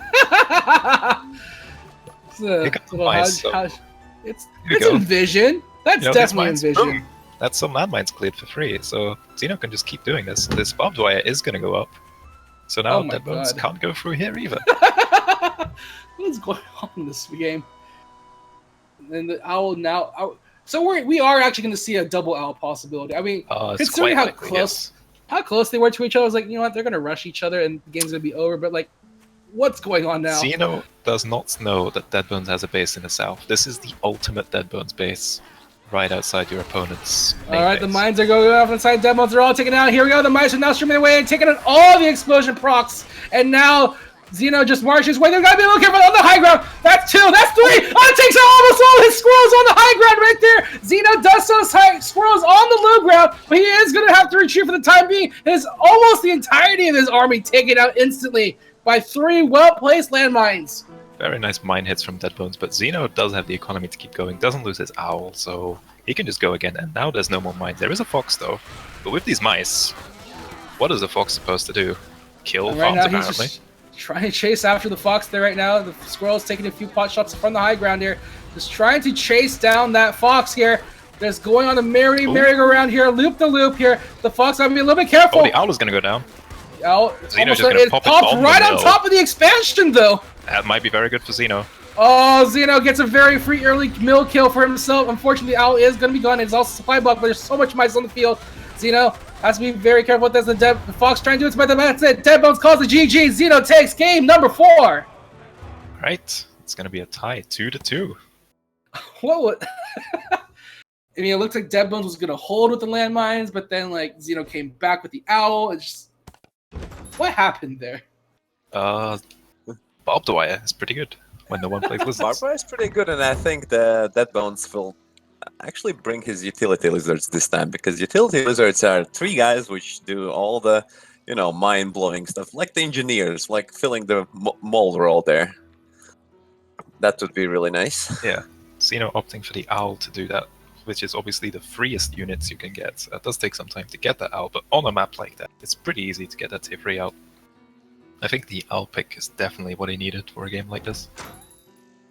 Right now, here they are returning back to the lobby right now. Xenocoop and Dead Bones here. Tied series once again, 2-2. Well, are we going to? This is why we play best of 7. All the way to game number 7. Is this going to happen? As we went there last week. Here we So go. may see a repeat. Shall we ever see the moles being like moles with the pigeons, clearing the mines? They could do a lot of stuff early on. You And can not only run actually. over 1 mine though before you lose. If you run over 2 mines, your mole is dead. So maybe we'll see it. I think Right the now? owl and lizards are probably still better though. Like just a small squad of lizards to go scout out barbed wire and mines, but we'll have to see. Yeah, you can also go 6 early and be pretty safe and take a better greedy angles. Yeah, we did see Dead Bones go for an attempted lizard rush in the last game against Chip from Space, but we'll see if he tries to do something like that. Alright, here we go. The Lizard Rush didn't really work out last time, although he did win that match. What the? Okay, Chameleons for Xeno. I mean, all is It's normal, of course. for utilitarian. It's barbed wire. It's the barbed wire counter. All is normal here. Just, I think the owl is still stronger, but casually picking up the barbed. And Dead no Bones. barbed All wire right, this here we time. go. Here Oh, we these go. mind games. Game number 5, ladies and gentlemen, here at Xenocoop versus Dead Bones. We're still a few games away from that final match, but Dead Bones Boy, wishing what a he'd ride. taken lizards on a map like this. boy, what a ride it's been. Here we go. Xenocoop to the south, Dead Bones to the north. This is... Dead Bones had lizards. He'd win this game. Just wag your finger at him, like, if you've only taken lizards, you could have done something really cool here. Just rushing away in and out, but no, decided to go for the owl instead. Alright, so Dead Bones is actually... Well, it's going to be 7-1, never mind. I got ahead on myself. So, here's the worry I Yeah. have for Dead Bones, is that because Xeno's picked up Chameleons, Dead Bones doesn't have a lot to kill Chameleons other than mice. Yeah, Maybe Dead Bones mines. doesn't actually have toads this time, so the chameleons can actually do something, because if your opponent does have those toads, you have to be very careful with what your chameleons do. Look, They're my very dream here, vulnerable to toads. my dream here is to see Xeno build like 8 Chameleons and then just whack a mill to death. That's all I want to They see. are pretty good against tier 1 now. So True. because they Yeah. attack faster now.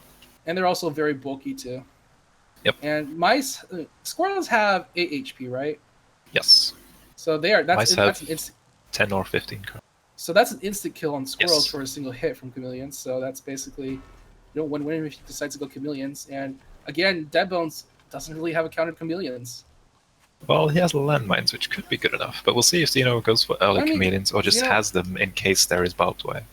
Yeah, but if Xeno is aware that the mines are on the field, then he can just use toads. I mean, he usually just brings the toads out in the front most of the time. He's gonna scout it out right away. So he's gonna probably have toads for his next warren placement. Doesn't get to deny it though, unfortunately. Yeah, no squirrels go Squirrels- down either though, so Squirrels Just were a there quick- to defend the landmines, so now Dead Bones has some map pressure on the field.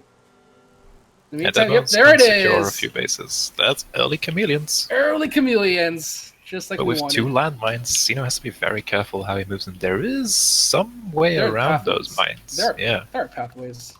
yeah, several options actually. There's Dead that Bones one. probably There's that should one. though. There's a one-tile corridor to the north. He blocks it off with a owl warren. Okay, Alright. what? No owl warren. Owl warren. Okay, there it is. Or Goes in a back. safer place. Yeah, Okay, this should be interesting. Dead Bones going for a very early owl. triple tier 1 owl, but with chameleons, I think Xeno might have the right army composition to go for an early push, especially with pigeon support. If he can control his chameleons properly, and just bring I them mean, back to heal does every now Dead and then. Bones know he has chameleons? That chameleon's still invisible. Dead Bones knows. He doesn't know there is tier 2 actually. He hasn't scouted that warren yet. So no, he has no He clue. is There's going to putting be a mines single all- toad. One toad on a journey. Boom! To rid Good the trade for field. Xeno. 1 toad for 2 mines. Yeah. Deadman's There he going to try goes. and He's- put these mines up again. Oh, the Can't mines are sell them in denied though. time. Very nice. And Zeno marches way up north now. He has a chameleon in the front just in case. He's like microing that chameleon Whack. expertly right now. And now it's gonna Whack. whack that machine gun nest. There it is. There go Chameleon's the getting warns as well. healed. Alright. Deadbones Boom, boom, boom probably goes the has bass no of way the back drums. here. There it is, the Zeno rhythm lost of the his pigeons drums. though, so he has to be careful of his chameleons now. But no, losing Oh my- so many warrants. He has no units. No more units. This he has is- one squirrel. That's it. That's game. Great chameleon play from Zeno. Will be securing game number 5 and match point here. Ooh, what a my play. God, nerf those chameleons. Did you see how they just obliterated them? I mean, Keep in mind With that that- Deadbones had an owl warren on the way. 3% pick of chameleons. I mean, That was- like, come on. That was also that was just the perfect timing for Xena to go in for the attack. He was still building that owl warren, Yep. so he didn't have units on the field to defend, and the chameleons just like went to town. Real talk, whenever people talk about meta, I call bullshit, because we just saw chameleons completely roll over someone. Deadbones of all people. Exactly. Like, Oh I'm my sure there are gosh. popular picks, but a meta? Come on now. We saw barbed wire, Is we it- saw chameleons. And now we're at the point where we can see Xeno take a triple tournament streak right now. It would be great to see. He wants to keep that gold, makes him look Yeah, nice he's and gonna- fancy. That bounty on his head right now. Deadbones really wants to take it away from him, but he has to. It's okay. So we've seen Deadbones in the position before in grand finals, and what Deadbones did in this game number 6 is he took out the moles and just rattled Xeno in the grand Yes. finals of NK. So is So that gonna happen again? We'll see. Deadbones' testicles are mole-sized, so we will see if he has the Are we- cojones to pull this off again. The moles are a little bit weaker this time. Moles. Deadbones, are you gonna do it? You're gonna do Zeno it? taking pigeons, actually, which was rather surprised last game. I They think work nobody really see well with them. the chameleons. Yeah, No, yeah. no moles. Deadbones, why you do this? Oh, well, here we go, guys. For a sadly disappointing game number 6, who knows? Let's find out. Xeno on the north Maybe side. we will have 4 owls versus 4 owls one time. Who knows? Broodlord versus Broodlord. Oh Let's my do. god. Didn't that kill StarCraft too? For a while, yes. Anyway, we do have Deadbones in the Yep. south, Xeno in the north. Let's go. All right, here we are. This nice little straight line in between them, both of them in the far corner, as far away from each other as possible. It's a good thing With- Xeno is up one map, because this is not the greatest to work with. Well, Xeno does have that high ground for his initial starting point, so it's not too terrible for Yeah. him. But he has to, like, he can't secure barbed wire on the high ground in the middle, which is what ideally you'd want to do. True. He's a little too far away from there, and no mills in sight to actually take control of that high ground. So this might be a game we won't really see the barbed wire in play, just some, squirrel balls and falcon balls. Maybe the owl will come out faster. So right now, the initial warns now going down for both sides here. I mean, what is Deadbones? How does he take control of this map? He gets the mill just to the north of his base, puts down landmines wherever he wants to, and he has a good shot at denying. Like, he can't easily contain Xeno, but with good army positioning, he can certainly limit his map angle. And Xeno is going to go for 7 farm owl, Good God. and Deadbones, hasn't scouted it yet. Keep track of that. But 7 farm owl is on the field. Oh boy. This is Deadbones. Xeno's He's- ahead he's- one map is going to go for it. I like it. Deadbones, he is trying to, but the barbed wire is now there. Can he scout it out? He is there. does Yes, he see sees it. it. He All sees it. But now, can he escape with his life? He's just crawling through the barbed wire. There it is. What is going to be the adaptation for Deadbones here? Xeno is going to have to sell something if he wants this owl to come up soon, because he only has 50 food right now. I mean, he still has. Sell a farm. Okay, Xeno is all in. Okay, Deadbones. Okay, he's gonna go for an early owl too. And with Xeno, he should have sold some barbed wire, I think, to get this owl up faster, because now his timing window is a lot shorter still. But alright, Well, okay, this should be a very wonky little battle here. Although Deadbones' owl is still building right now, so Xeno still has the lead in terms of owl building. Xeno is up we are- one game, so even Yep. if this clowniness happens, he can still take the tournament. And Deadbones currently has one more mill of squirrels than Xeno does currently, so if it ever comes to that point, Deadbones also has 100 food worth of mines, and against an owl, I don't think that's the play. Maybe he's expecting a fox instead.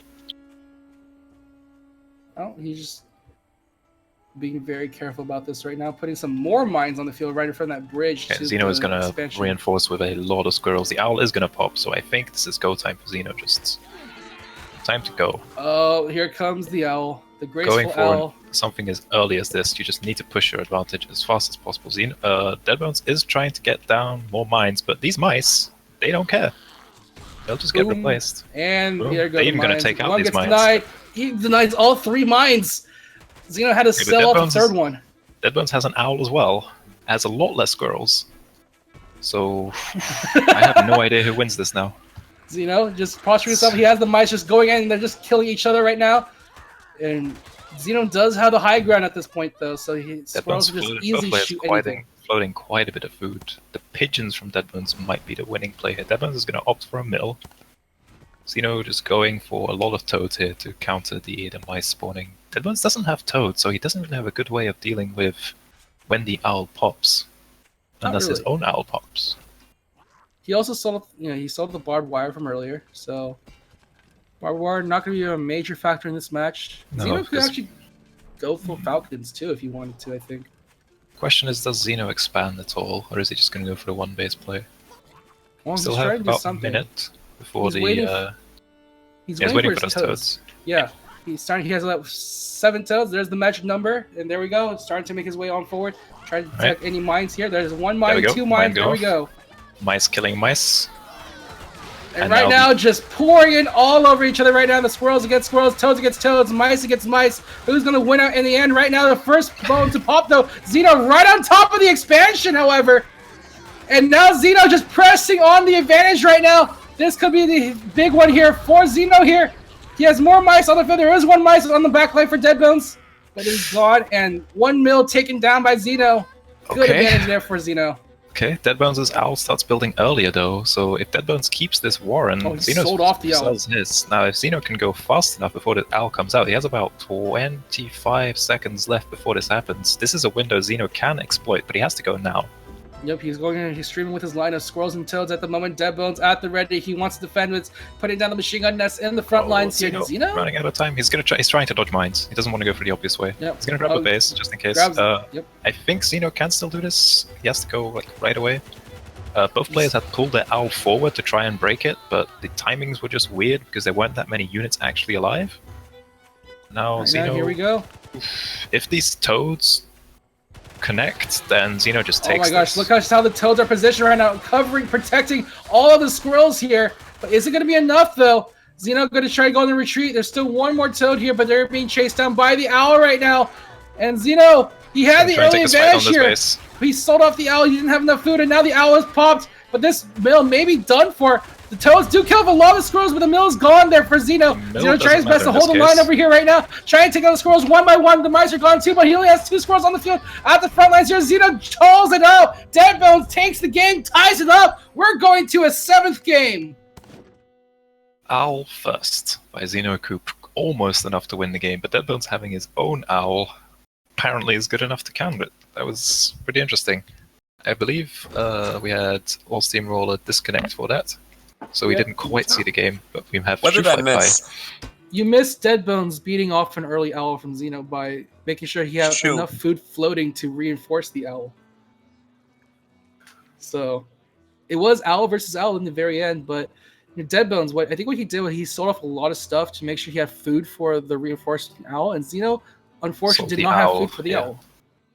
Xeno had no owl. He sold it off right after that engagement. So now it's 3-3, the final game here. The one to take it all. We went to a game number 7 once again, guys. That's why we play best of sevens, so we can have that hype game 7. We've come a long way today, but man, it should be good, unless of course it's another contained map. But let's not jinx this. All I'm saying is moles. All I'm saying moles. This could be the time. You know what I'm saying? Just a little bit of a mole. Mole rush game 7. Let's do it. Just waiting for Deadbones to catch his breath, it looks like. Mole rush versus mole rush. Here we go.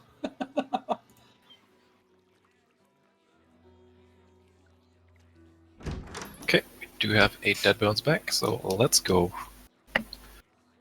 Will we see moles? Will we see chameleons? Or is it going to be artillery? Who knows? Oh, changes. I like it. Nice damage and that utility lizards there.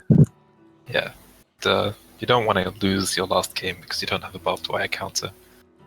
The Don't boar want to lose and it. chameleons. These were the the Or boar. you don't have the barbed wire at all. You don't want the Yeah. game because of that. But the badger and the lizards Yeah. coming out from Deadbones. This is the match that we want right now. Here we go, guys. It's the final one. Game number 7 of the grand finals of the January campaign. The final tournament for the month. Xeno Coop versus Deadbones. I am so excited for this one right now. We have Xeno in the north, Deadbones in the south. Both players are starting on the low ground with bases really close to every player. Deadbones perhaps getting the short end of the stick, but not by too much. You can get the base all the way in the west, and that should be pretty safe. Is this an out of bounds map? This is an out of bounds map. Oh, no, it's not. There's a No, fence not there. quite. Never mind. Okay, I didn't see that fence. It looks like Not an out of bounds quite. map for a second. I think In that case- has been fixed. All right. I think. In the case right now, both sides, I mean, their unit compositions. Something corny is going to happen here. Yeah, we have a badger, which, you know, it's a badger. It's a badger first on 5 farms in game 7.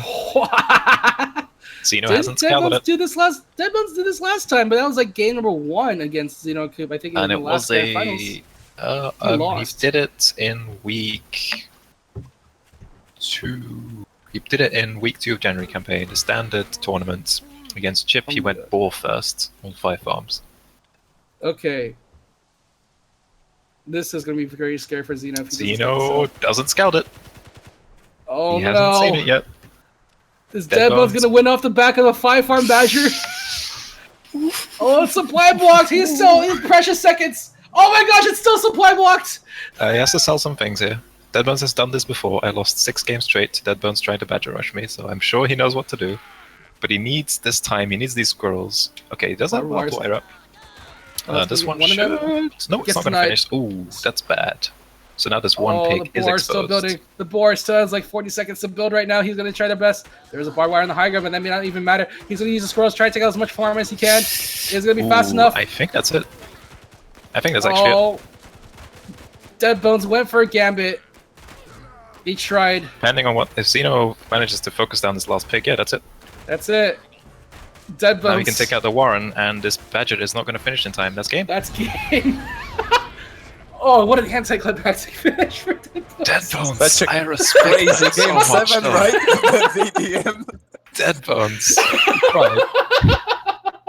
Game number 7 decides to go for the Badger Rush, which failed. Oh. Oh, Deadbones. He tried so hard. Got so far. Well, congratulations to Xeno Coop. We're going to see if we can get him on stream to talk a little bit about his mindset for this entire tournament here, patch in general, what to happen in the future, what he thinks about the 5-farm Badger, all sorts of stuff. Just... I think we get Xeno Coop for a quick winner's interview. And then... Alright, so, Xeno Coop, first of all, congratulations. That was a 5-farm Badger, which you just executed in Game 7. It was Badger? Okay, I wasn't sure what it was going to be. But It just doesn't matter. It's dead. I saw him sell all his farms, and I was like, oh no, he's rushing me. And then I scouted again, and he built a turret, and I'm like, okay, he's T3 rushing. Yeah. And so I was like, well, I have all these units. I guess I'll go try to do something. And just barely managed to scroll my way in really there. close timing on the on getting down the barbed wire before that went up, and then the farm placement for Deadbones was a bit suboptimal, so you could pick off a pig early and then still had enough squirrels. That was so close. I want to talk super about close. one of the questions I want to ask. Game number 5, you decided to take out the chameleons out. What was your inspiration for taking those chameleons?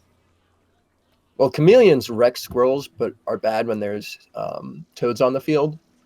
And he had been not playing so much early toads and had been playing more landmines. So I was looking to do an early chameleon timing attack to just essentially crush a squirrel army using toads to clear the landmines and then cleaning up his pure squirrel army with squirrel chameleons. So it's just a read of, like, I know that chameleon timings are really strong. They don't get shown nearly enough. And then I thought it was also going to be really good against what he had been doing. So I don't think I took a T3 that game. I was pretty much all in on like this, like one base, maybe two base, all in push. Yeah, it was definitely the right time for it because he was going for the tier 3 in the background, and you just completely crushed it. The Yeah, chameleon's I definitely like strong. scouted and saw 6 squirrels, and as soon as I blew open those landmines and he brought his squirrel numbers up, I was like, oh, he just doesn't have enough stuff. Like, we are equal. I think I might have even had more squirrels than he did, and I had the chameleons, so he just kind of got crushed. I didn't know he was going for tier 3 rush, but the fact that he didn't have enough units really hurt him there. Question from me: why did your counterattack failed on that where you had the 4 farms and he had the fox sniping there? You like killed the fox and then you went on the counterattack, but it was too late. Which game was this? I think first game. I think it was first game, right? First game on the crazy map with the high ground. Oh, that crazy yeah. map. Man, dude, I'm so mad about how I played that game. I played that game really poorly. If anyone has that map seed, I would love to We play should have more it in a games on that replay. map. Yeah, it's a really interesting map. Crazy map. It's balanced, even though the red side you had more bases, but I still think it's a balanced map just because of how ferrets and foxes work. Yeah, I thought I was super far ahead. I knew he was going to snipe all the farms on my main, so I tried to expand and get an economic leads enough that wouldn't matter as much. But the combination of fox plus ferret is really difficult to deal with at any point in the game, unless you like have sniper balloons. It's a really good combination. Yeah, sniper balloons, not in the best. So what of was spots. your reaction? Like, you killed the fox. Like, the fox wasn't supposed to get killed, right? I see you prepared with a ton of squirrels. You were going for the long march toward his base, right? And you killed the fox right away. So how did it go your way? Like, what do you think there? I don't know, man. He had a mill that tanked a lot of shots, and then he had a line of landmines and 2 MG nests all the way in the back, with shorter recovery time for his units. Reinforcements, that's the word I was looking for, thank you. So even though Yuzino had way more squirrel warrants than him, just the distance eventually just kind of, I think you overextended just a little bit, and that's why Deadbones ended up taking that. But that was just a crazy map. It was a crazy good game. A little peeved at myself because I thought I had the tools to be able to take it, but just a couple misplays and you lose the game. Well, you win the series, so congratulations on taking the 3rd tournament in a row. That's How does it feel to have a 3 tournament win streak right now? It's pretty intimidating because I'm not sure if I can keep it up, but the fact that this tournament meant that I'd be able to hold the gold for the next month made it the most important to me. Yeah, it's the most important one, there it is. definitely. The gold name in the Discord. So I guess one more question I want to ask is like your thoughts on the structure plays of mines and barbed wire, because we saw a lot of those in the top 4. Like, what are your thoughts on those two structures? Mines are just super good. I mean, you all saw how well mines performed throughout the entirety of the tournament. And then barbed wire came out more near the end once we realized that no one was picking we were lizards. both only playing squirrels. No one was picking lizards. I picked chameleons once, but I mean, like, other than that, we really didn't have anything to kill barbed wire, so well, the it's pretty owl much was an like invulnerable the solution to everything, structure. right? It kills the mines, it kills the barbed wire, and then it also does well against squirrel balls. So I think the owl was definitely the tier 3, despite the fox being strong in some games. The games with the owl were the most interesting to me, I think. Yeah, I mean, owl showing that it's as strong as it ever was. Fox showing that when the nerf comes, I don't think too many people will be too upset. But hopefully it's a minor nerf. Frustrating. Hopefully minor. And then I mean, Butters even came out in a couple of the games today and showed Oh yeah. how powerful Butters can really be. So other than Badger and Wolf, which I think Wolf is actually okay, but not well suited to the current game state. Yeah, And Wolf still Badger, needs I a bit of don't know a about Badger. I mean, One Badger's day. probably in that same position as the Boar in terms of being a high-powered DPS tier 3, but people just like the Boar more just because it has the AoE spread as well.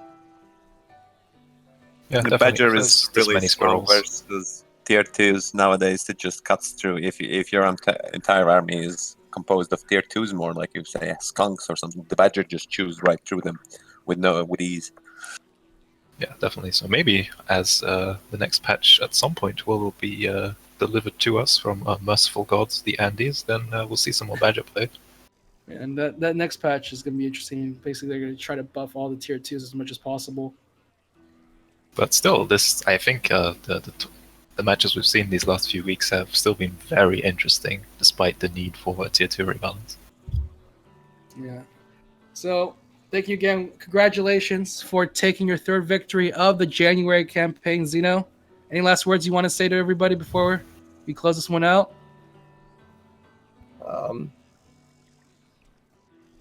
Thank you all for you are the undisputable hosting champion.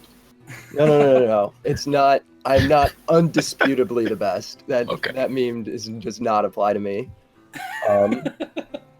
No, thank you all for running these tournaments. I always really enjoy them. I think Tooth and Tail really shines in this best of 5, best of 7 series type of play where you can do things like, oh, I've noticed he's doing this. I'm going to do a chameleon timing. And so you all going out and doing all this work and giving us players the opportunity to really play Tooth and Tail in what I think is its best format. I can't thank you all enough. So thanks for all that you do. And thanks for all 5 people who have been cheering for me in Twitch chat. All 5 of them. Congratulations. Yeah. You did it. All right. Okay. Well, thank you very much. This has been another Clash of Comrades tournament. I want to thank everyone on the board. AV Ultima, Lacante, Lowell Steamroller, and Shoe Fly Pie. Thank you guys for being around. I'm also glad I was able to be around this week as well. So this is going to be... This was a great tournament series, I think. And I think interesting things about the newer formats we ran this month. So be sure to stay tuned. We'll see how well we can run these other formats in the future. Yeah, we'll see you again. Speaking of the future, yes, we have our 2v2 tournament coming out February 11th, Faction Frenzy number 4. Yep, it's going to be on a Saturday, a little bit earlier than this stream is. It'll be an hour or 2 earlier, I do believe. Sign-ups are open. I'll be posting the links in the Discord and in Twitch chat. So if you want to go sign up, because no one has, so get on that. 2v2 is pretty fun. All right. And just make sure and work on that Mole Rush game. Got to be careful of that. We'll see. It'll be on a different patch, hopefully. All right. Well, thank you once again. This has been Clash of Comrades. The January campaign has now come to a conclusion. Thank you guys for watching, and we will see you next time.